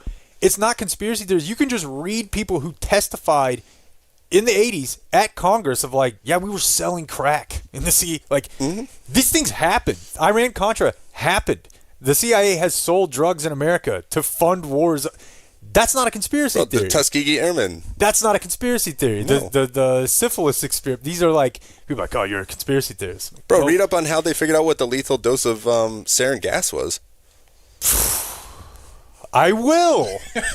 You'll be shocked. You'll be shocked that they figured out what the concentration was for a lethal dose. We got to cut this off. These guys will be back. I think it's just people just operate under the belief that the government will lie to them, And it's like, if they're willing to lie about this, then why aren't they willing to lie about this? No, but see, what's weird about it is I find this all very, very fascinating because if you poll anyone on the trust of the government, they all, for at least the last 10 to 15 years, and it's probably been since 9/11, public trust, the lowest it's ever been. So people already don't believe anything the government says, but then when it's something like this, if you question it, you're crazy. Mm-hmm. I'm having a real hard time with the presidential assassination thing from last fall. What are we doing here? They blew his ear off? Now, this Epstein thing. Yeah. I mean, this guy's your guy, though. Yeah. This guy's your guy. I'm in on it. His favorite 3 movies of all time were Citizen Kane and The Godfather and Loose Change. No particular order. Yeah. Seriously, weren't you really into that, like in high school and stuff? Yeah. Yeah, we all had it's like the RFK assassination with Sirhan, Manchurian candidate stuff. It's like, I mean, Sirhan to this day is still like, bro, I don't know what happened. The psychologist that talked to Sirhan is the one that they're now admitting actually did speak to Lee Harvey. Yeah. That's the one that's why they're saying, like, why the fuck else is a psychologist interviewing Lee Harvey Oswald? That guy, doesn't happen. So is this how we become Rogan? Like, do we start here? And like, well, I didn't start. I've always thought this stuff. No, but then tomorrow's show is like, it won't be at closing remarks. It'll be the beginning of the that'll be the meat of the show, and at the very end, here's something interesting. So during the whole presidential, cycle, right? You know how many Trump rallies that CNN aired? A lot. Okay, probably 0. One. Okay. Yeah, they aired the one with the shooter. That was the only one. That's the only one they aired. I'm thinking of 16. It's the only one they aired live. Why? Why that one in Pennsylvania? It's the middle of it, yeah. Mm-hmm. We'll never know. Mm-hmm. God, this rules. This does rule. And by the way, this is why I'm really into this. This is why I like that's not sports. Conspiracy. That's just fact, right? Like CNN only aired one Trump. Do with it what you will. Like it's like you can make whatever deduction you want, but you can't tell me that that's You're gonna just report. random. They'll decide. Yeah.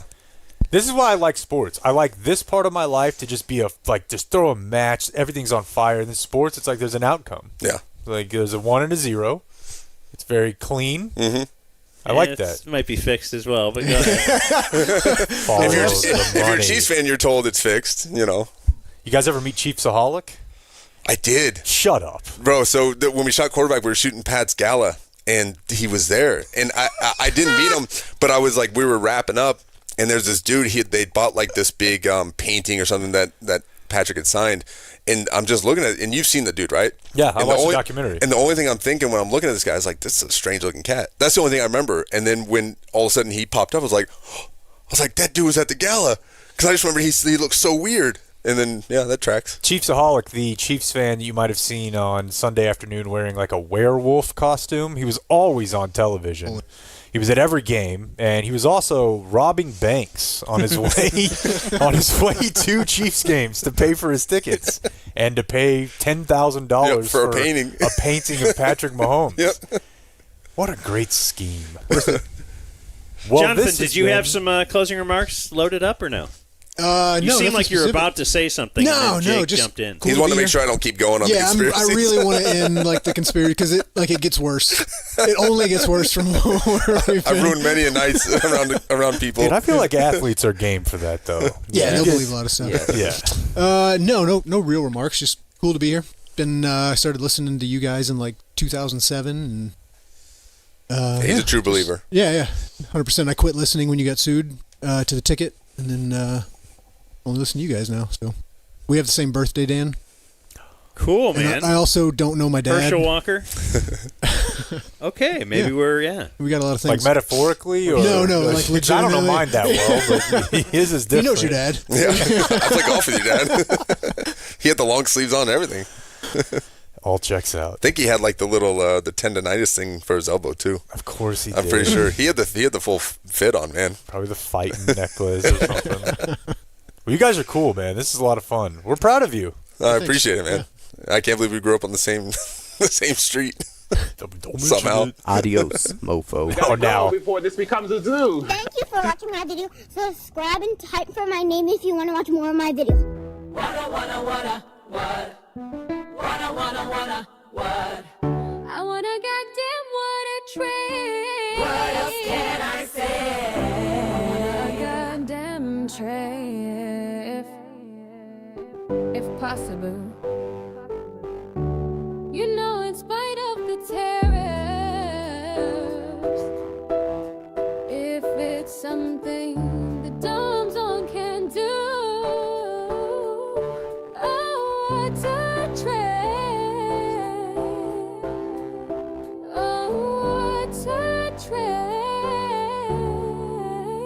If I won the motherfucking what a burger trade. Fuck the motherfucking tariffs. What else is left? You gonna call the sheriff? I'll eat my water taquitos otherwise while I spill my eggs all over myself. I'll pay extra.